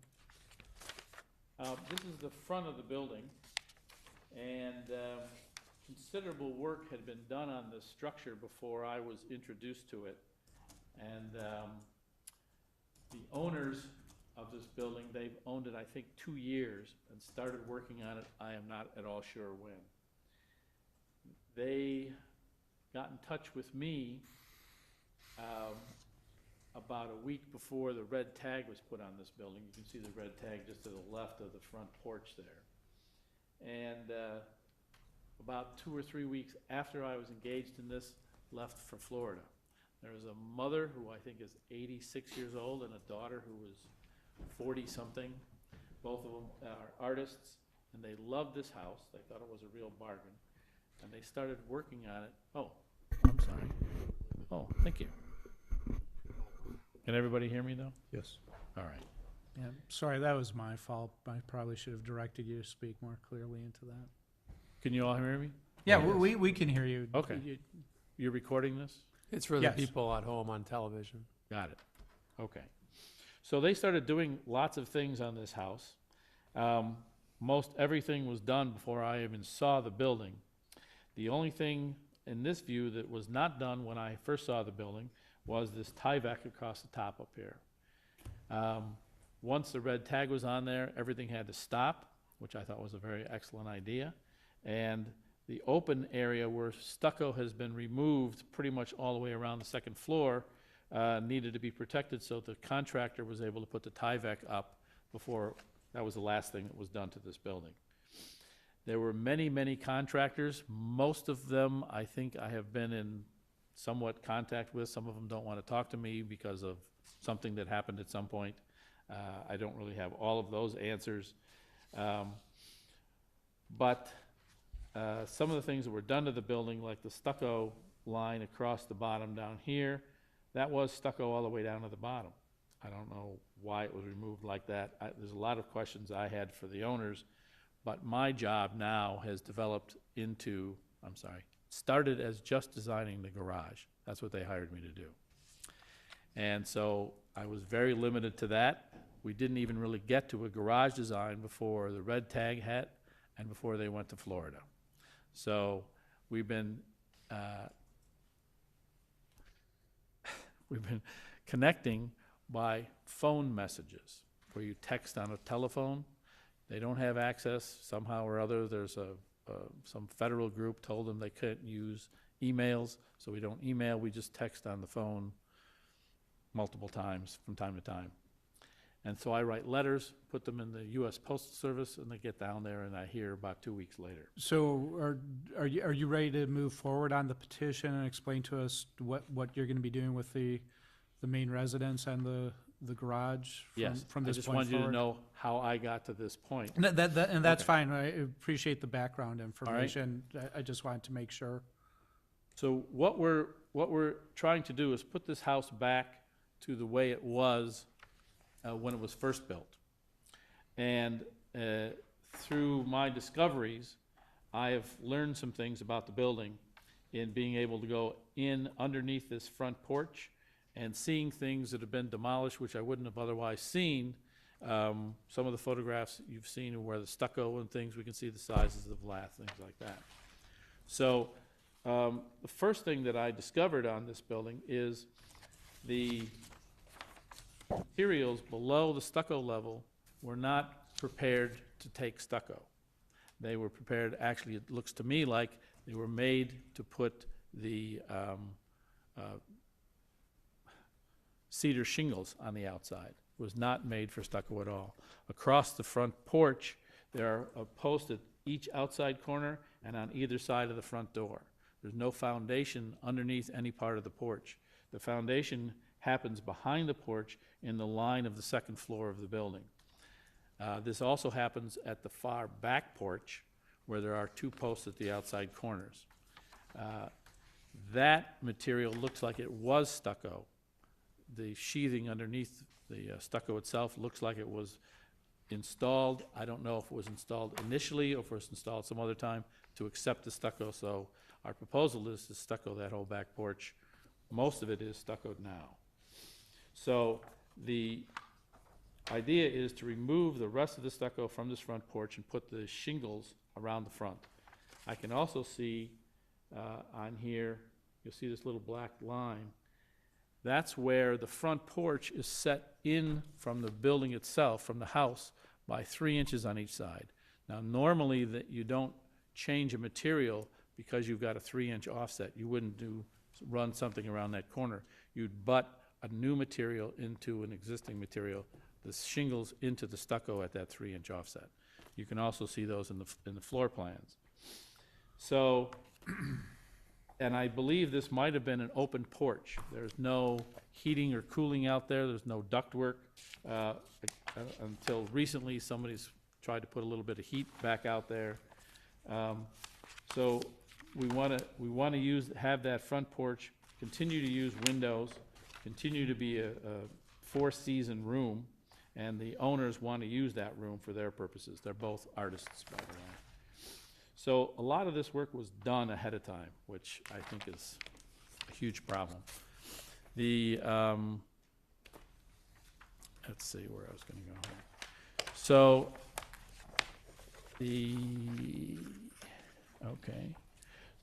also this, you see this concrete stair set in the front. I don't believe that this building originally had a concrete front set of stairs. These were poured in place sometime after the building was built. I believe the original front stairs were wood all the way across. And so we're proposing to do wood from the inside of this window over to the inside of this window to continue the horizontality of this 4-square building.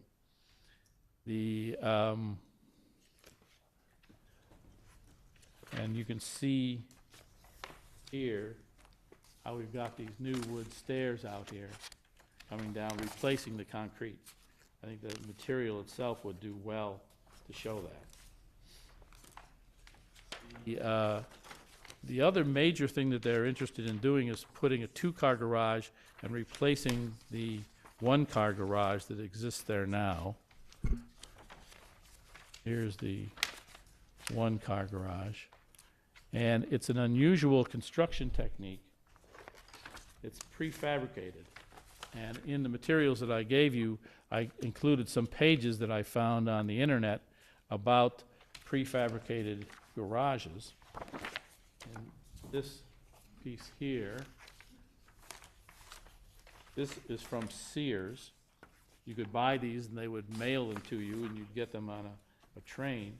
Here's one being built in 5 hours and 45 minutes. And this is another manufacturer. I thought this garage here was very similar to the one that was on site now, and the interior looks exactly like that, except there is some kind of a ceiling across the top. Now that building is built with 2x2 studs all the way around.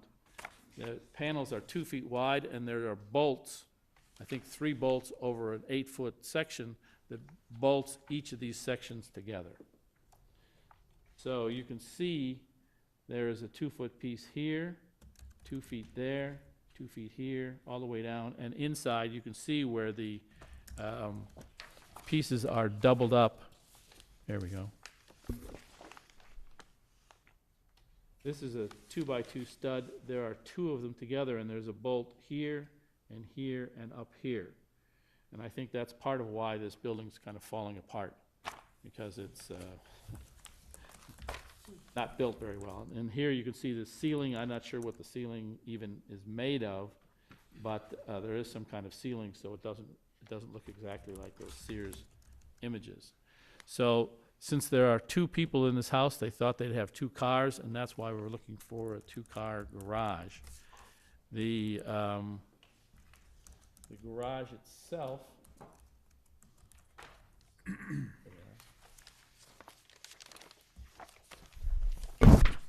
is here. This is a simple garage plan. The house sits right in here. The alleyway, which is back here, and I met these nice people who are neighbors to the north across the alleyway, and when we first looked into this, the alleyway does not seem to be committed as an alleyway with any kind of easement or anything else on this property. So the property line goes up to about the center of the alley. See here. Here's the alleyway back here. And the property line goes up to here. In the property description, there's nothing that says anything about any kind of areaway or alleyway or anything goes in the back. Now, the neighbors who own the property to the north, who grew up in that property to the north, which is over here, have some documents that I think maybe Megan would be interested in to talk about and show this on here for the development of the whole neighborhood here. In any case, we needed to be 10 feet back from that point, which is about the edge of this fence. And so we want to put the new garage back in here, which you can see. Oops. Okay. It's almost exactly where it is now. We're trying to maintain where the new garage and old garage is, the distance between the house and the garage, and approximately the same volume looking the, except going to the further to the west, which you can see here. Okay. Here's the original garage, right here. And we go about 2 feet north for the new garage, and then from here, it's about 24 feet out to here. So we go from the same edge back over to that side, which pretty much aligns with the west side of the house.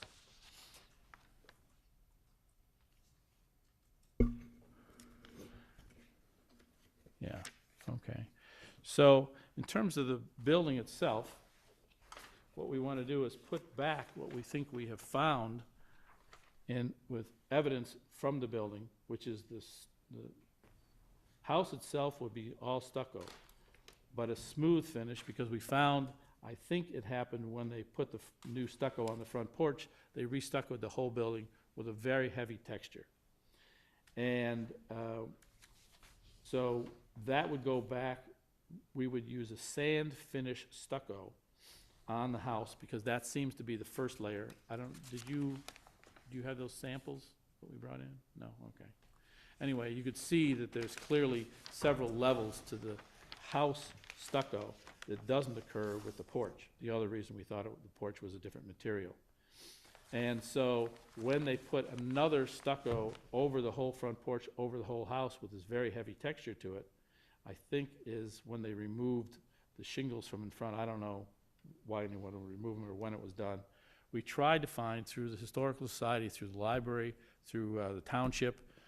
We searched all over, the owners did and I did, to try and find perhaps if someone took a photograph from the square looking off then to the northeast to try and see what this house looked like. Can't find anything like that. There's always a tree or a car or something in the way. So looking at the evidence of the building and the materials that we have, we determined the front was probably shingles, the stucco was a smooth sand finish stucco, and the garage obviously was a prefabricated piece. Let's see here. So, and I got a couple letters just as we got in here tonight. One was from the Historic Preservation Foundation. And they talk about the porch should remain stucco and not be clad in shingles for 2 reasons. There does not to be any evidence of sports shingles ever having been used on the porch. Well, they haven't gone under the porch to see the different sheathing materials for the house and for the porch, which I'd be happy to show them. The offset, the 3-inch offset at the 2 corners of the house wouldn't have happened had there been the same material. They would have run the stucco straight out for the porch. And they would have heated the porch had it been stucco. Second, the materials used on the porches of small homes of this era traditionally depending on how the foundation for the building is expressed. Right. So, since there are only 4 posts out at the front edge of the porch, no foundation out there, it would have been more difficult at the time to support the stucco, the weight of the stucco, versus the shingles. So those are 2 reasons that I think that shingles were used on this. Those posts are shown on the building plans that I did. So there is no foundation. If you look at this photograph, you can see that dark line. That's between the sheathing and the ground line on that side. And so no foundation. There's post here, post here, post here, and post here. Nothing between the building and this other than the floor joists in there. Okay, we may get some more of that detail on our questions. If you Okay. could just give us a general overview, your petition's running, and I want you to present your petition as you'd like, but running longer than. Oh, sorry. No, that's all right. So it's obvious, again, by going up into the attic, looking at the roof sheet, original roof sheathing that's up there, that it was clearly cedar shingles on that. So we want to put cedar shingles back onto the porch roof, the house roof. There is, as you see here on the back of the porch on this side, you can see that there is some soffit material in there all the way across, all the way back, and some on the second floor up here. That material, which was found by the owners and installed by a contractor, is AZEK. AZEK is a material that I put some materials in your back of the photographs here that it's supposed to be a substitute for wood, and they give it a 25-year guarantee. Looks just like wood. I put a couple of photographs in here to show that this is the AZEK soffit fingered in, and then this is the existing wood that's up on the dormer on the 3rd floor. And you can see they're patterned exactly the same. They're same sizes and everything else. Now, the only reason I'm proposing to leave the AZEK on about half of what all the soffits are is it would be a cost to the owner to remove it. And putting wood up there is an additional cost. I'm trying to save them some money. So if we get direction from you to eliminate the AZEK, there's some other pieces on the back that were put in, which I'm not in favor of. We'll be happy to do that. The windows, all the windows are the original single pane glass. We got a contractor, Colby Windows from Wausau, Wisconsin, to come in and give us duplicates of the windows that are here, but with excellent thermal qualities to these things. Same size, same kind of wood, same color, same everything on these things. And so we would replace all the windows in here. Someone blew in some insulation into the walls on the outside at some point. We don't know when that was. And want to keep that in there. So we would put much better insulating qualities into this house. In the attics up on top, we would also use spray foam on the underside of the roofing so that we have what's required now by the Illinois Energy Code, the R49 rating on that, so this house would be in much better condition. At some point, the new owners in the last 2 years replaced 2 HVAC units. One is in the basement, one is in the attic, and over on this side is where the 2 condensers are. Then the only other question, I guess, was that from the owners of the property across the alley to the north, that they don't want to have the 2-car garage because when people back out of this garage, they damage the drain on their property. And we would be happy to go over, locate where this is, and put a bollard, which is a post in next to it. So if somebody hits the bollard, they're not going to crush the downspout. Okay, very good. I don't know Anything what- else? Not that I can think of. All right. If the staff could give us identification of issues. Thank you, Acting Chairman Ransom. I'll keep my comments relatively short. This request really has 2 components. Those components have multiple aspects to them. The first is the demolition and replacement of the detached garage to the rear of the property. This property is unique in that it does have access to an alley behind. The second part of this request are the exterior modifications to the main building. It is unfortunate that work did begin without the benefit of a building permit or any approvals from this commission, but we are working with the petitioner to put together a clear scope of work so that moving forward there is an understanding as to what will occur on the property. Just some, the staff report that was provided to you does outline the various aspects of the request. I think some key items for the commission to provide input on is the change in material for the front porch from stucco to cedar shingles, the use of the AZEK material on the soffit, the design guidelines really, and the preservation standards encourages the use of natural materials. In practice, the AZEK material really doesn't have the same quality as wood. You can't get the same molding texture, and even in the image that was provided by the petitioner, the texture of those materials are dissimilar. So commission input on that is appreciated. With respect to the replacement windows, my understanding is there's no change to the openings. It's mainly a replacement window in kind as to what was there before. I know when you visit the site, it is wrapped in the Tyvek, so you really can't see a lot of the windows.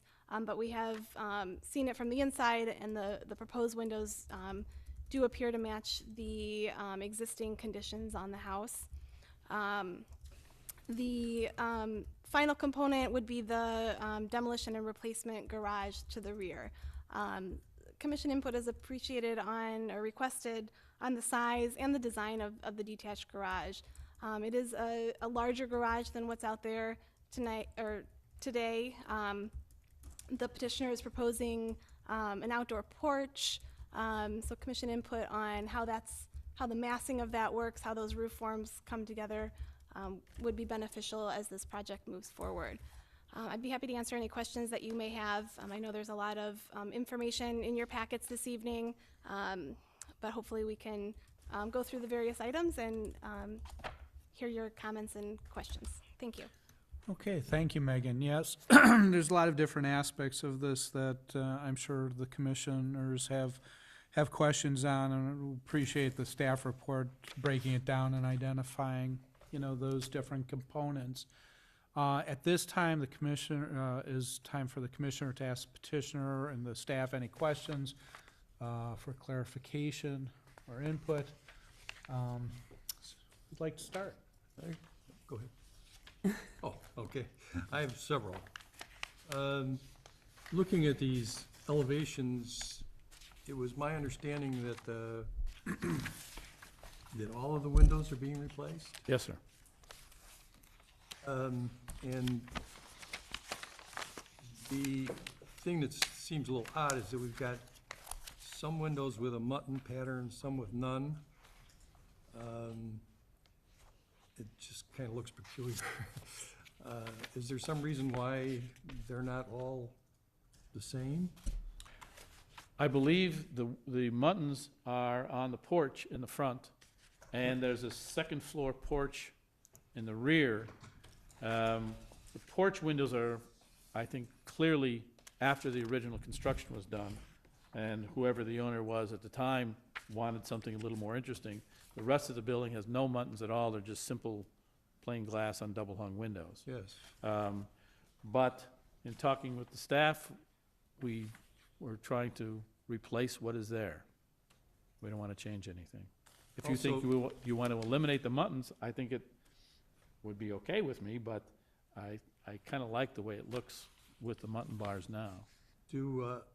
Also on the front porch, from what I understand, there's no foundation wall that shows like the house under the porch, is that right? There's no foundation wall at all. So that's why you're taking the shingles all the way down the ground? Yes. At that point? Yes, sir. And that line across here, I have no idea why they decided to remove the stucco there and what they were gonna do. I have no idea what that was about. And the proposed color of the shingles? I don't know what the color will be yet. Both of the owners are artists, and I have a whole list of colors that they proposed to me. What they want to do is, I've worked on about 50 Frank Lloyd Wright buildings around the country, and they want to go with sort of a Frank Lloyd Wright color scheme, and I haven't proposed anything back to them as far as color yet, but And is, they were thinking about sort of a yellowish color to the stucco with a darker brown trim around it. and are you proposing that staggered shingle as it shows on the drawing? Is that the? Yes. Mhm. It would be very similar to the shingles that are on the, where did I have that here? Up on the dormer, Hmm. just like those. And then the side bay is now covered with new AZEK? No, the side bay, which is off the dining room, is currently covered with stucco. I don't know what's under that stucco right now. There's one on the west side of the house that's got Yes. AZEK on it. Yeah. It's not stucco. It's already got new AZEK boards on it. What does? Yes. Oh, that must be very new. I'm sorry, I didn't know that.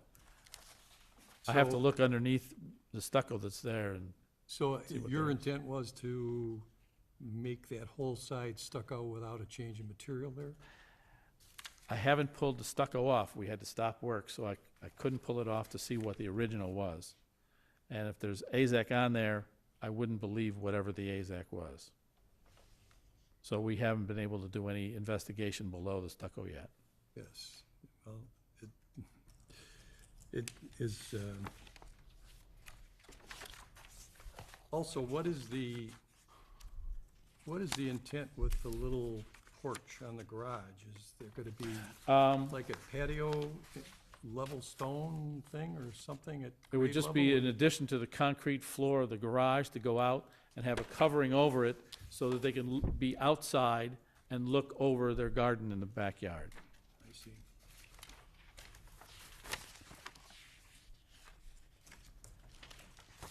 Can you put up the north elevation for me, please? Sure. Before I ask a question about the garage, or the new garage, can you help me just, in our packet, there's a couple, blueprints and 3D drawings that I'm not quite sure the west side of the overhanging roof on the new garage and the home ostensibly are aligned, or there's a spillover. I think on one of the plat. The floor plan, you mean? Yeah, on the site plan overlay, it looks like the overhang is coming out quite a bit to the west. Then there's another document that looks like it's pretty well flush to the house. And I'm just trying to get my hands around what's the best, I think this is Proposal or this is the design. north elevation of the house. Yeah, I'm talking about the garage and, You want to see the north elevation of the garage yeah. in comparison Well, there's to two the existing questions. garage? Well, I think he Just- means just- on the grading plan, it looks like the garage is coming out west of the house. Is that what Yeah, you're saying? Yeah, so One there's here, two you mean? questions, and they're interrelated. Yeah, so. This is the wall of the garage, Well, and this here is the overhang Yeah. over that little outside area. So this is the wall of the building Yeah, here. okay, and so that doesn't include the overhang? The overhang comes, the outside edge of the overhang comes out to here. Okay, and is that consistent with the site plan overlay that you have, I think it was on the page 4 of the packet you sent us? This one? Yeah. How do you reconcile those two, or am I? No, this Yeah, is the line doesn't match. that this line is. Okay, so, So this is the line here that this line is here.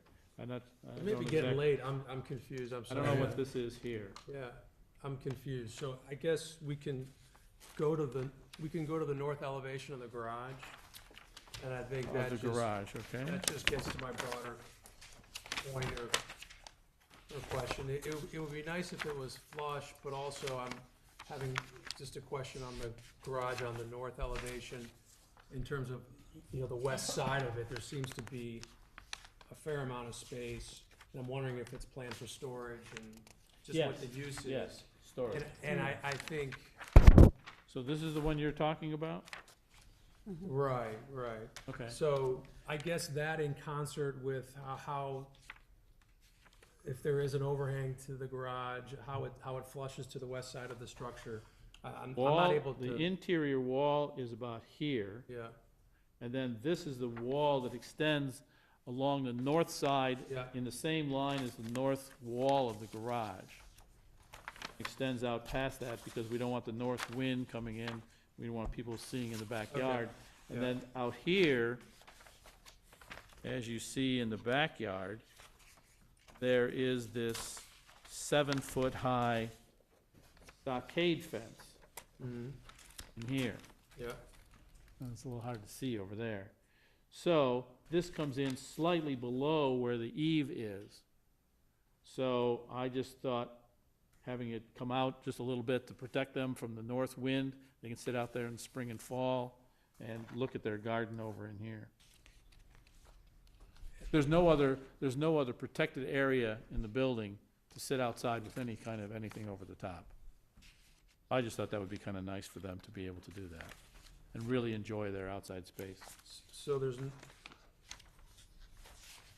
okay, so if you look at the, if you look at if you the- look at the 3D drawing at the back, Yes. so it looks like there is some protective overhead space, Yes. and you're saying there's not? Anywhere Well, else? I'm There saying- isn't anywhere else. I'm back in here. This is the wall that extends out the north wall of the garage. Right. And then the fence would come back from that and then go down the rest of the alleyway. Yeah.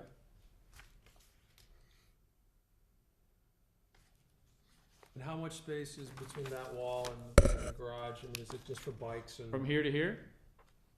Well, just from, you know, the second car, or the two cars parked, how much spacing for storage and other things is? It's about 4 feet inside and 4 feet outside.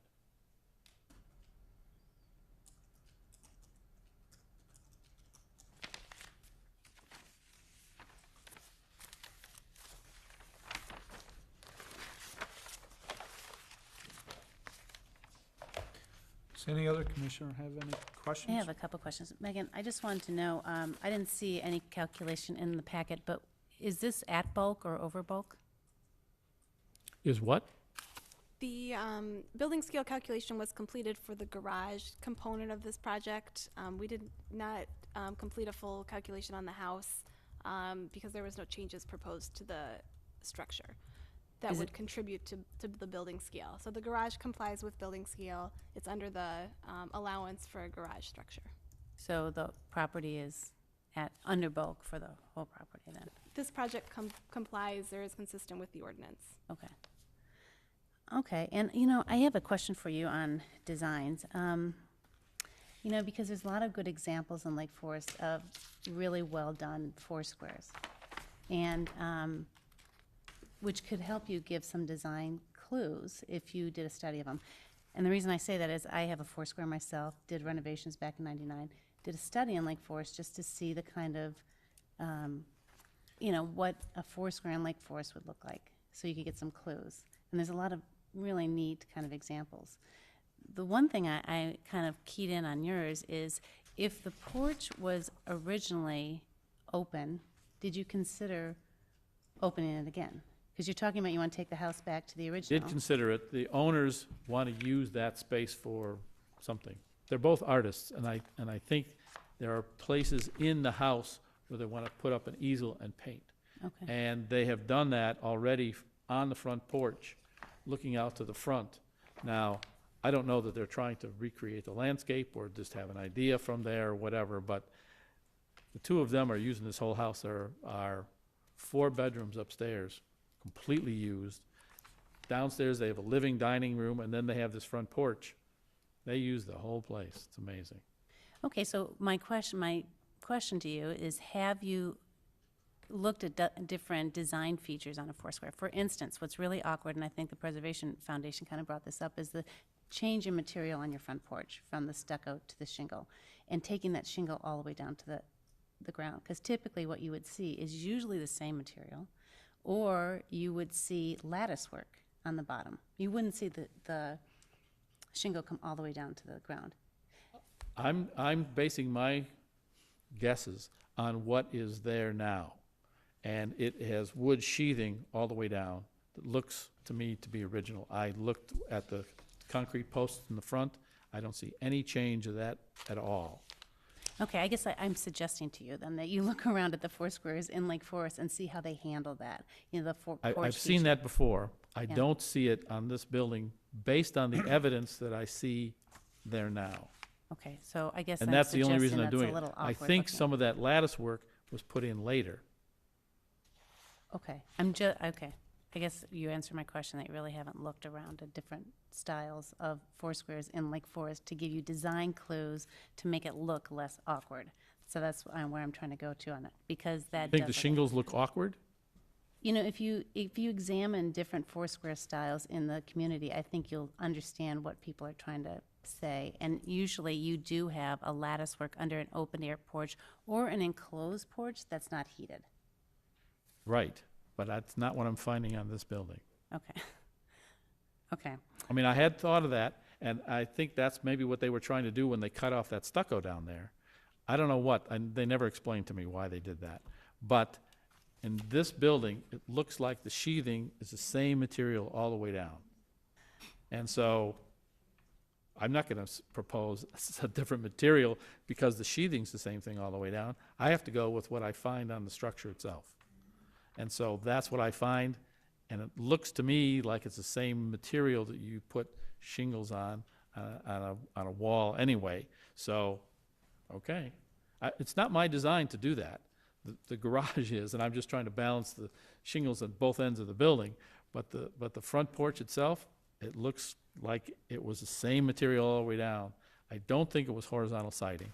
It does look like it was, because of the spaces between the boards, it does look like it's shingles all the way down. And maybe some owner at some point didn't like the shingles, re-stuccoed the whole house and stuck with that front porch. And that's what the evidence tells me. Okay. Well, I guess I'll save my comments for later, but Now, we could put a piece of trim around about where the floor is and maybe do a different color out there. We don't have to do the same color all the way down. I don't have any problem with doing that. If you think that's a good idea, it's okay with me. okay. Well, And I guess that I'll would save do my the same comments kind of for thing later. you're talking about, Okay. wouldn't it? Well, I'm just trying to lead you down a path where you might think of a different way to approach that porch. Well, if we put a line of trim all the way around at some point, and I haven't gone underneath the stucco all the way down to see if maybe there's a mark in there or something, because we haven't been able to do any investigation on this past what was done before that I can kind of look and see.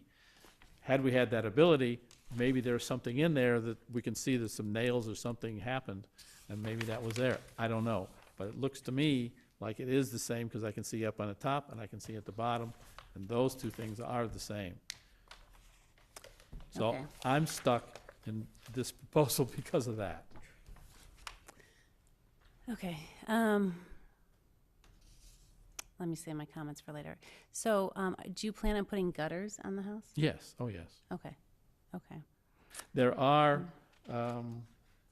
back over here, there is a piece of ceramic pipe that comes up, and it's filled in with concrete.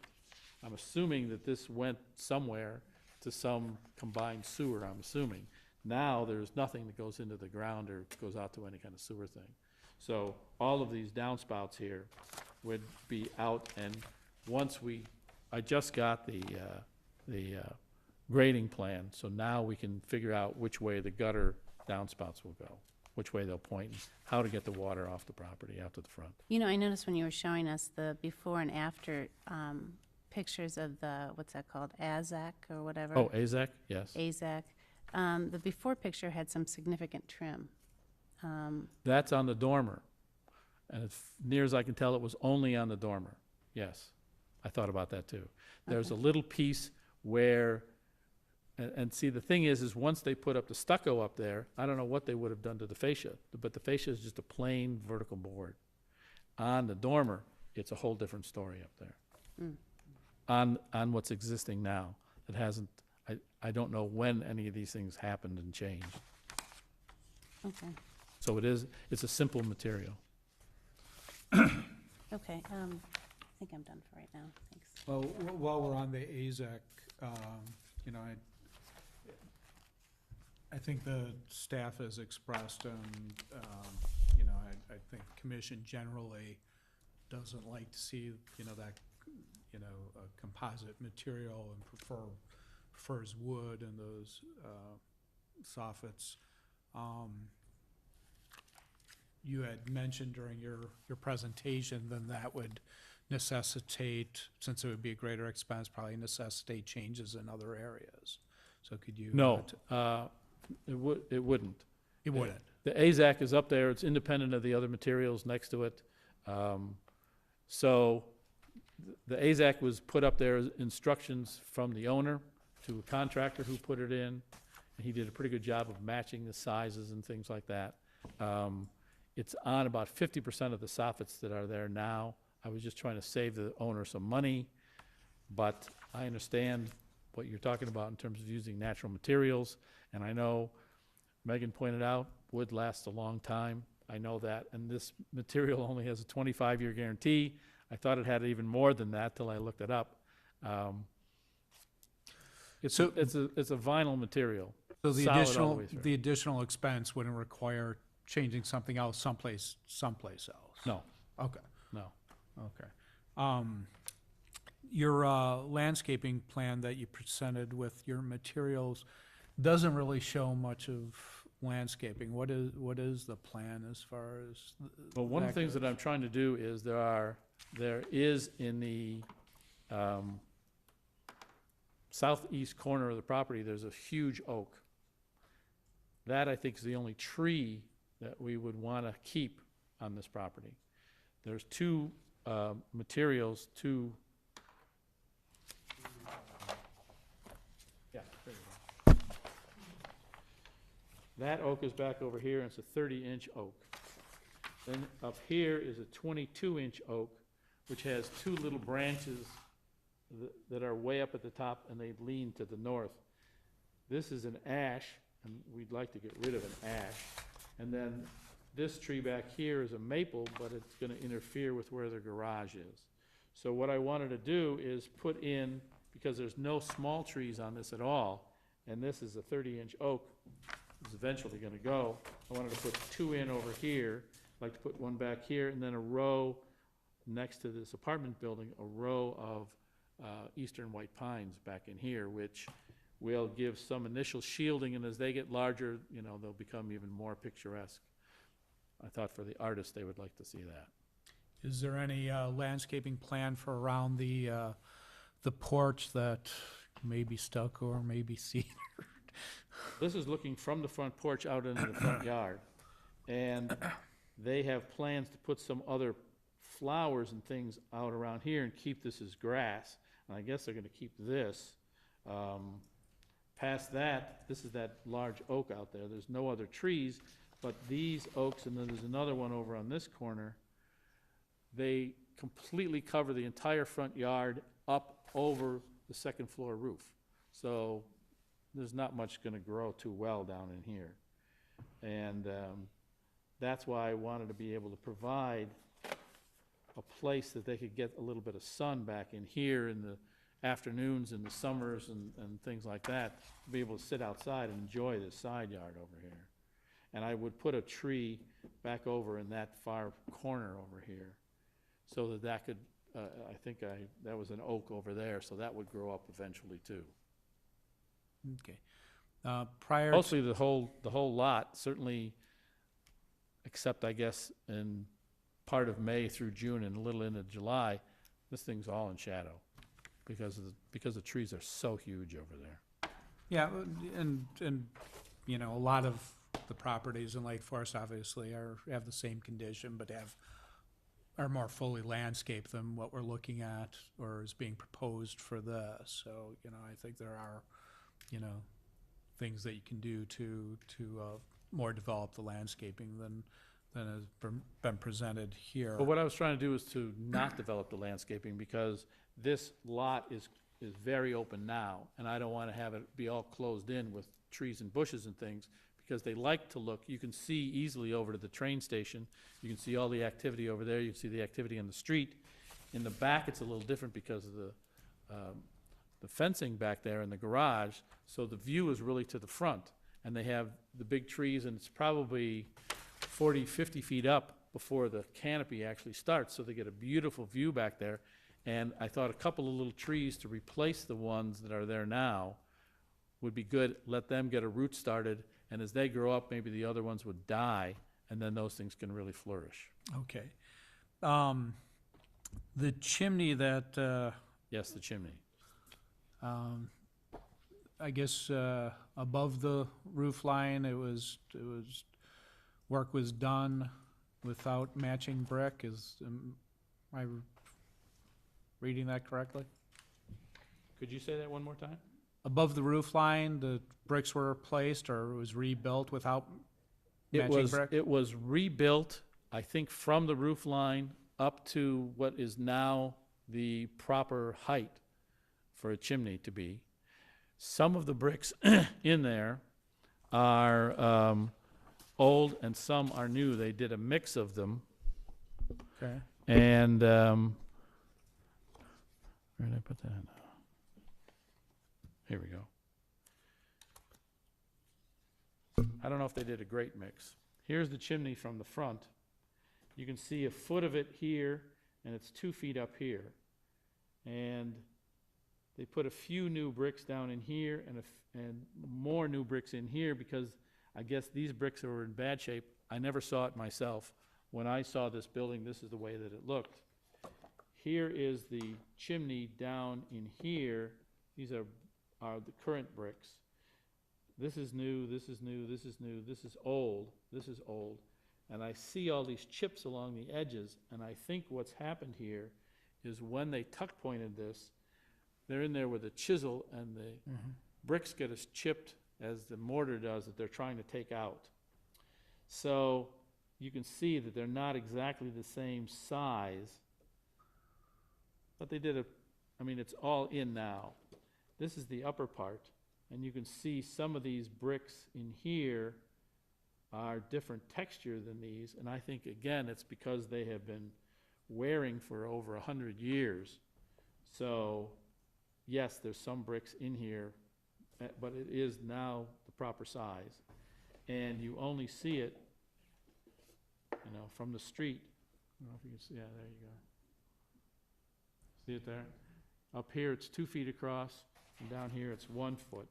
And you have to come around to the side, and it's so far back, you don't see much of it ever. And it's been, I don't know when this work was done. The tuck pointing is all done, it's tight, it's water resistant. And I know we talked about that before, Megan and I, about what to do with the chimney above that. This copper cap up here apparently was put in somehow without the owners knowing about it. So as soon as we get a building permit, these guys will come out and take that off completely, remove that, and we'll just have this concrete cap up on top. Okay, So I'm sorry it's so ugly here, but no, that's fine, we're kind of hands tied in some ways. all right. Any other commissioner questions at this time? I've got John, one question. please. You were talking about the access to the garage door, the car garage door. And the car garage door is on the north side of the garage. Yes. And it accesses away, and you seem to indicate that that wasn't a committed way. And could you Correct. explain that to me? Well, Megan helped do some research on this, and we can't find anything that shows this as an easement at all. Here it is here. It's 10 feet across, although the pavement's a little bit bigger than that. And then it comes back in here, the way that this, and it's all asphalted all back in here now. So, couldn't find anything that showed that this is an easement on this property or the other properties. Although the neighbors who own this property over here to the north, they have some documentation on the subdivision of this whole neighborhood here. Right. And there's a drawing and a reference. The drawing, where did I put that? Is here. This is a drawing they just gave me tonight from, what, about 1910, about the time that this is the lot we're speaking of now. Right? You can see there's a service drive back in here. And I haven't gone over all the papers yet, but they might have something that would explain what the neighbors might have just said, okay, I'll kick in 5 feet in my property and making it a 10-foot wide space. But we couldn't find anything that showed that this is an easement back here in Well, any way. So- have you gone to the county to? Yes, yeah. I and- went to the township. And an easement's not, Nothing. No. and so is the portion of that access way, which is, well, I guess that's impossible. So is the portion of how wide is the portion of the access way which is on this subject property, if you will? Well, it varies. It comes in here where the fence is, and the asphalt comes all the way down to the fence. So from here to here, it's about 7 or 8 feet, and you can see it's not parallel with the drawn edge. And then it drops back in here to, I think that says 12 feet. Yeah, 12 feet to there, to the north edge of the new garage. But it's about another 2 feet back to the existing garage. So from center line back to here, it's 14, plus 5 would be 19 feet. So from there to there is about 19 feet. But is some of that on someone else's property and some of that is on their property, or? This is the line, this dark line here is the property line for this property. Gotcha. And then this is the property line for that. And I was showing you here, you can see here, this is the property we're talking about, this lot number 10. And this is lot 8. And so their property line comes down the center of that, and where it turns, it kind of doesn't really do that now, but because the asphalt is wider than what this service drive was originally indicated on here. And I haven't been able to read through their documents at all, but I think you said you'd allow Megan to maybe make a copy of that, and maybe we can find some more clarification as to what that is all about. And I think the answer to your question is that we have to do more research on that matter. It sounds like there's some additional information available that we can look into, and certainly get that information to the commission. It'd be terribly embarrassing to approve a garage door to nowhere, you know? Well, I was wondering about that when I first talked to Megan, when I first started on this project, is where can we put this? And you have much more experience than I do. on this. Mostly people, see where it says asphalt in here? This is a parking area for these 4 units. Then there's a garage from these people back over here, and then these people here. This portion here is the least used, from my current observation. These people come in and park in here. Not too many people come back and forth all the way through here. 'Cause this goes all the way up to Wisconsin up here, and they come down and use that and go out that way, mostly. But there are occasional people who come back in here. So we didn't want to cut off any of that. We want to help and maintain that. That's a thing, but we couldn't find any legal justification for it even being there. So I don't know. So can I ask you another question then, which is, are you going to make changes to the garage which will interfere with others' use of this historic way? No, sir. Okay. No, sir. And then I had a third question for you, which is the garage, as it's presently situated, within the setback, or is the extension into the setback something new with the new garage? The existing garage comes into a side yard setback on this. Side yard setback. This side over here. They're supposed to be 6 feet. And this one's only about 3.5. Gotcha. So the new garage, we'd like to make it 4 because we want the eave of the old garage and the new garage to be about the same. There's a walkway back here, and in fact, yeah, there's a wood fence that is these people's. It's actually comes over here, and right here is an opening from their yard out, so it's really on this property. So we don't want to come any further over here. We'd like to kind of keep the side yard as much as we could open. And what about the rear yard setback? The rear yard setback, as I understand it, we needed to be 10 feet off the rear yard, but then also 10 feet off the building. So we've maintained the rear yard, but not the distance from the building back. So we're trying to maintain where the old garage and the new garage are, distance from the house. So that's why you're going to the zoning board of appeals, is Yes. for the side yard setback? Side and the distance from the between house to the south side of the new garage, yes. I see.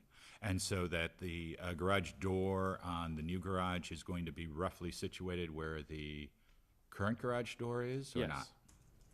Yes, it's a 16-foot door, which is the smallest we can do for a 2-car garage. And this is only 10-something across, so it'll come back to about here. So I'm trying to get the owners, and I haven't talked to them about this yet, is to just come in and out this way. If they pull in, back in, and pull out that way, and if we can put that bollard so that your downspouts are not clogged up at all, or hit in any way, I think we can solve that. And I've pushed the 16-foot garage door as far east as possible. And I don't know, currently they don't have 2 cars, but they wanted to have the option to have 2 cars and put them in the garage. Great. And then you mentioned that, if I heard you correctly, that you had some difficulty in communicating with the owners Yes. and with the contractors. No, not the contractors. Well, some of the contractors don't want to talk to a third party, so they won't call the owners, and the owners haven't called them. And some of these guys, one of them is a granite supplier for the new countertops in the kitchen. Yeah. He's got the granite, it's all paid for, he hasn't cut it, anything, but he doesn't want to talk to me because he doesn't have their permission. Gotcha. Okay, well, we're so far away from that, I'm not worried about it. Right. But the key contractors who have been involved in this, I have talked to, and they're terrific guys. So I don't have any problems with them at all. Okay, so my question to you was, given these problems in communication, do you feel confident that these plans could come to fruition? Oh, absolutely. In fact, the owners have thanked me and congratulated me on doing such a good job. And I know Megan knows, when I started on this, they wanted to make the roof of the front porch copper. They wanted the hips and the ridge and the dormer to be copper roof. And they were going in all these unbelievable directions, and I thought, oh my God, we can't do that. And I don't know what their idea was for the bottom edge of that front porch. No idea. Thank you. But we don't have to deal with that now, so. Thanks. Okay, any other questions from the commission at this time? Hearing none, I'd ask the public if they'd like to come up and testify as to this petition. If you would, just please step up, identify yourself, and Do you want let them us know here? your thoughts. Yes, please. Okay.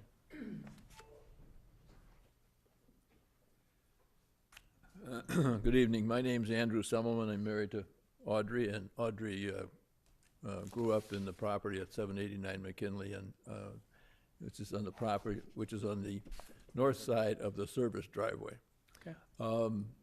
And so she and her family have been there since 1930. I have a plat of subdivision. I don't know why this couldn't be found, but I have a plat of subdivision, which I got at the recorder's office, and which I'll be happy to share with staff. I've given the architect an excerpt from that, which he's given you on the overlay, so you can see what that is. It's, and I also have an abstract of title, which you don't get very often anymore these days. You don't find these at all. But this goes back, so it traces the property and it traces the subdivision back from 1910, which predated the zoning ordinance. I think our zoning ordinance is 1923, Kathy. And so it predated that, and so a lot of these things just sort of grew. But at any rate, and I'll share with Kathy what I have here, and if she wants excerpts from the abstract or a copy, she can do that as well. Audrey had filed an objection to the petition here.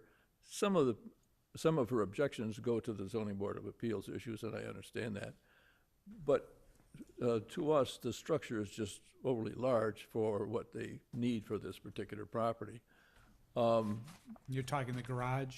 On the garage, yes. I'm not speaking of the house because I know that needs renovations, but the structure just is too large in our opinion. And people tend not to be able to back their cars as well as they can drive forward. So what has happened over the years is that out of that one-car garage, people backing up have run into the downspout on the corner of the property. People backing out of the apartment building have backed into mailboxes and a stairwell, that leads to the front of Audrey's home. So it's a question that we want to be looked at. Secondly, in our opinion, the size of the structure is going to just create more runoff, and I know that there will be downspouts and so forth, but this topography you can see from that overlay runs from south to north, and so when you get out of that driveway, any water runoff or additional water runoff is going to run down that driveway past the Legion home and out to Wisconsin Avenue. The problem for Audrey's home is that there's a stairwell leading down into the basement, which is right immediately next to that driveway. And so we're always concerned about water because there's always dampness there at any rate. So those are issues that we needed to bring to your attention. Thank you for your consideration. Thank you much. Would you like to speak? If you do, you're going to have to come up and use the microphone. So, I'm not real good at public speaking. That's okay, I'm not either. Practice? Can you please identify yourself? Yes, my name is Audrey Semmelman. This is my home that I grew up in. I just want to say that the driveway is not 18 feet wide, it's 10 feet wide. And this whole was a compound at one time with many families living there, and that's why each family gave 5 feet of their property to make it's not an alley, it's a driveway. And that's probably what the problem is. But there just is not enough room for anybody to back out of the double garage without going onto my property. And I'm not concerned about hitting the house there, but there is a flower garden, and they'll run into that. So that's why we object to it. Okay, thank you very much. At this time, the petitioner can give any rebuttal or any comments on I'll just show you a photograph. I think I have here of the alleyway.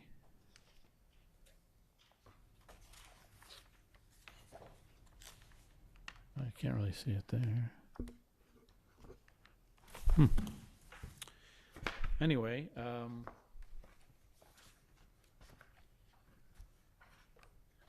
here's the shingles up on that dormer.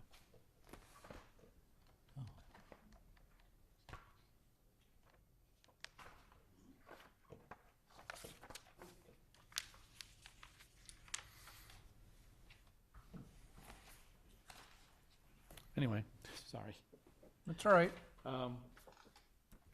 It does come all the way back. This has been measured here from the center line back to the new garage at 12 feet. We're keeping this line as much as we can over here. So 12 plus the 5 over here would make 17, which is almost the length of a car. And the, I think it's here. Yeah, but Here we go. The garage door would go from about here over to about there. So just past this line. And if you look at it on here, that would happen just about off of this point. So it's about to here from here. So that would be the opening of the garage. So that's 16 feet? That's about 16 feet. So they could miss this, and as I said, we'd be happy to put in posts or whatever would help so that no damage happens to their building from backing up. You want posts, no? Okay. Maybe concrete wall. Anyway, we don't want to bump into anything either. We don't want to cause damage to the automobiles and Okay. things like that. But this is looking straight south on that alleyway. Yep. So we'd start the new garage door about here, and it would end about, see, it'd end right there. Before the turn in this fence, which is existing now. So it's before that, right? Okay. I think we understand it pretty well. Does the city staff have any response to public testimony? Only that we will, work with the Semmelmans to research the information they have, and hopefully bring back some additional information to the commission. Megan, can I ask you a quick question? Because I somehow remember talking about this at one point. Is there a turn radius requirement for any kind of property, or is that the zoning board that deals with that? I remember talking about turn radius requirements. Is there such a thing that we need to be concerned about here? There are design standards for turning radius and, car turnarounds, and we can, work with our engineering department to get a better understanding of that information. Yeah, I think we need to be, compare apples to apples here and maybe have the engineering look at this and come up with what is really the story, because instead of listening to two different people have different opinions, so, okay. And that just, since we're on talking about the public testimony, as far as water management, water runoff, that's something that the city engineer will look at. Will there be like tie-ins to the storm sewer system from any type of gutter system? And We can request that information be prepared and reviewed by staff. okay. We had not found any storm sewers in this area. The engineers didn't find anything, so. Okay. But we'll work with them. All right, unless there's any other questions, now is the time for discussion by the commission. There is a couple aspects to this petition. One, the demolition and replacement of the garage, and then the exterior modifications. I think there's probably little question that the garage is falling down and, is probably can be demolished, but the real question is what to replace it with. There seems to be, from my perspective, keeping it as, because of the size of the lot, keeping it as small as possible while still being functioning, would be the way to go. And there is a great desire to have a two-car garage, but I don't know if it necessarily needs the additional storage space in there or the overhang and the extra wall. I would probably look to try to eliminate those things, and bring the scale of the garage down as much as possible. So I don't know if anybody else No, has I thought would about jump that. on that too, because the first thing I think about when I look at this project is that the garage seems to dominate the property, and you want to be able to focus on the house. So the garage is too big, I think. I mean, whether it's a storage space or whether you keep it one, I mean, maybe it's more appropriate just to have a one-stall garage here. I mean, it is a tight, and maybe the turn radius will lead us down that path if that's all you can have. And that's why I'm asking that question. But it seems like, the storage space is just excess that you shouldn't really need, and that's just over. And, the other thing I want to look at is the design of this garage. I mean, if you're going to design a new garage, it's a historic house. It needs to be a compatible design to the house, and there's nothing historic about this garage. You need a better design. And I would say, I encourage the petitioner to look at some vintage doors maybe, a different treatment of the roof, or something that differentiates it as something that belongs to historic property instead of just a basic garage. I'm concerned it's too close to the house, because you're really taking away so much of that backyard now and the green space that you could have back there. In terms of the porch, my question is, why not add a porch to the back of the house instead of adding it to the garage? So I'm troubled by the garage. I just don't think it's compatible with the house, and I think it's oversized. In terms of the design of the house, I really encourage you to go look at other Lake Forest Foursquare in this area. There's really some great examples of people who've renovated these houses and how they treat the certain elements and what they look like. I think it's really awkward to use two different materials on the house and the porch. And maybe you use lattice work on the bottom to make that look less awkward, but there's so many great examples of Foursquares in our area that you can get design clues from to make that look less awkward.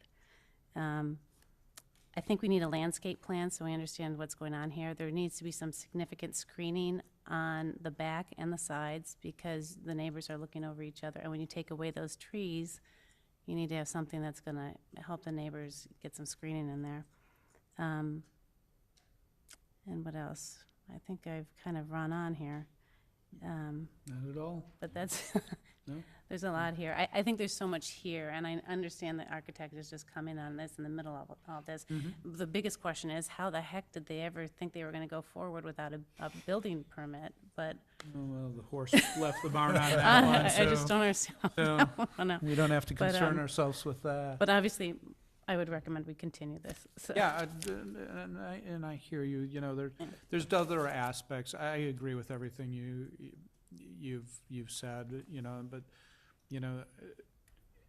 it sounds like maybe that the commission's looking to continue this, but, I'd like to hear other, input from the commission, on things like, they're changing the stucco to smooth stucco, which I don't have a problem with, or the replacement windows, I don't have a problem with at this time. Well, that's another reason like- why you would go down and look at different examples of Foursquares. Yeah. Because a lot of them use that dash style, where it's a more rough style. And, Yeah. and that's more consistent in Lake Forest with, Foursquares. So Yeah, that's a so- reason why so you do a There study. may be an issue with you as far as the stucco. Well, and I would appreciate, looking at different examples of Foursquares in Lake Forest to see how they treat it, so you would know what to go back to. There's a lot of examples where they've never changed the house.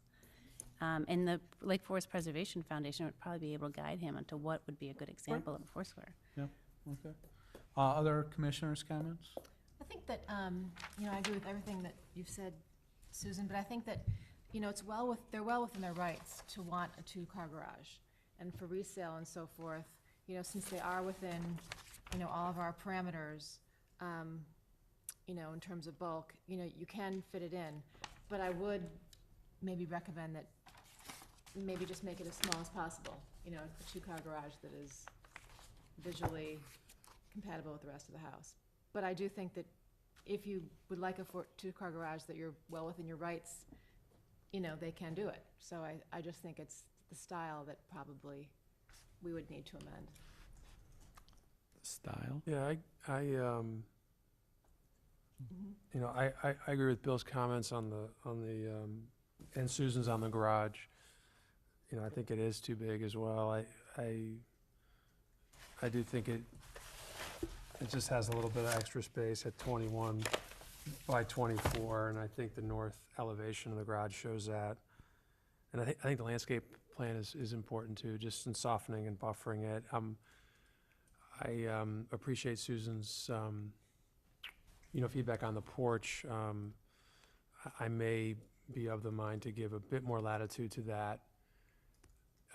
But I do think just changing the paradigm a bit to say, well, these are the forensic footprints of the house, and this is what we're gonna go with, versus there's some design elements in the community that we can draw from to make it more consistent. You could maybe shift a bit of that thinking, you know, to kind of tip your hat to trying to do something that does conform a bit more towards the character of the town, which is what this body is really chartered to try to preserve, without micromanaging projects, and it's always a fine balance. And I'm certainly err on the give the latitude to the designers, but when there's a project that has kind of had a false start and the garage is fairly large and you know, there's no real landscape plan, and the garage is a departure, you know, he's going to get some comments, maybe more than it would normally do if all those other things were in place. So I also think, yeah, you know, it's valid to have a two-car garage, you know. So those are my comments. Yes. Bob? Well, yes, I agree with the comment about the two-car garage. I think that's something they ought to be entitled to. I wonder if there was any intention, because I'm looking at the fact that the new garage is about 2 feet away from the house, which sort of makes the window on the back of that totally useless. But I wonder if there was any thought of picking up that 2 feet and making this an attached garage. That would move it 2 feet back farther from the driveway, give them a little more room. And possibly that would, at least to me, make it more likely to continue the same material on the back. The garages is on the house. Yeah, that brings up a whole nother, you know, design challenge, but, you know, it is something that, you know, should be given some thought, I think. As far as the exterior facade, any comments on the modifications that are being proposed? Well, I'm still a little troubled by the mixture of the windows with the buttons. It seems that they kind of call attention to the fact that something was an addition later on to their house. Yeah, I Well, think you know, that's a good comment. and I wanted to mention that I really think that AZAC is just really inappropriate for this house too. Mhm. I mean, I totally forgot about that, but I think we need to go with the wood soffits. Okay. And also, you know, the front stairs, they're too wide. They're touching the windows, and the proportion's wrong. So I would suggest narrowing the front staircase, coming down from the front doors. Yeah, okay. John, you wanted to? I hate to pile on the garage No, issue. no, you know, let's, Because it's been sort of covered. you But the know, one I thing- don't think it's piling on at all. It's giving the petitioner our thoughts so they can if we continue it this evening, they can come back here with a petition that, you know, it's more likely to go forward. The one thing I would note is, it just seems to be impossible to get into the garage, as I understand it, without cutting the radius of this access way. And I'm not sure to what extent all of that contributes to the problems with the neighbors, but it just seems like a very awkward placement for ingress and egress out of this garage, and frankly, it would appear to be better for ingress and egress if the garage was able to be moved to the towards McKinley Avenue to the west, and that would probably also get rid of the side setback issue. But I'm not entirely sure if that could be done while maintaining a very large two-car garage. Okay. Well, there appears to be a number of issues with this petition this evening that the commission has identified, and I think the city staff has, gotten our thoughts on that. I think I'm probably going to get a motion to continue the petition this evening. If that occurs, I would encourage you to work with the city staff. They usually have a pretty good idea about how to implement some of the things that we've talked about. At this point, I would ask if any commissioner has a motion. I move that we continue the petition. Okay, the motion's been made by Commissioner Athson to continue the petition. Do I have a second? Seconded. Seconded by Commissioner Preslak. All those in favor say aye. Aye. Aye. Any opposed? Hearing none, the motion's continued. Thank you very much. The petition's been continued. Thank you very much. And the motion. And the motion. All right. This is now an opportunity for any members of the public to address the Historic Preservation Commission on non-agenda items. Would anybody like to speak about a non-agenda item? Okay, hearing none, I know, city staff, we have a schedule for next year's meetings to approve if we can. Has everybody on the commission had a chance to take a look at that? Any comments or questions on the proposed schedule? We're changing a couple meetings. Is there Yeah. something else that I missed? Well, I would only add that the two meetings that are being changed are in, from the regularly scheduled Spring break meeting, or and- spring break and Thanksgiving. You got it. Okay, anybody want to meet on Thanksgiving? If they feed us. Okay. But They August feed us all the 11th, time. that's unusual too, right? We've been having an August meeting. Sometimes we've taken off summers in the past, but we've been having an August meeting, haven't we? But usually not so early. Oh, so that's really early. Yeah, August 11th. It's identified as August 27th on the, Oh, that's when the returning item packets deadline. due, Oh, is oh. August Yeah, I 11th. got Oh. confused by that. Oh, it says July 17th. Am I looking at this right? So these are the meeting dates. Oh, And this sorry. is when submittal God, deadlines are. it's and too late, returning Megan, item sorry. deadlines. Yeah, I know. I was like, wow, this is really weird. I know, sorry. Okay, everybody good with that? Yeah. Do Yeah, I have a but- motion? I move that we approve the proposed meeting dates for 2014. Okay, the motion's been made by Commissioner Travers, Seconded. seconded by Commissioner Preslak. All those in favor, aye. Aye. Any opposed? None. Okay, that meeting schedule is approved. And city staff, any other additional information for us this evening? Do I have a motion to adjourn? So moved. Motion's been made, Second. seconded. All those in favor say aye. Aye. Any opposed? All right, thank you very much. Yes. I think before I made this motion, I actually should have put this in my calendar and see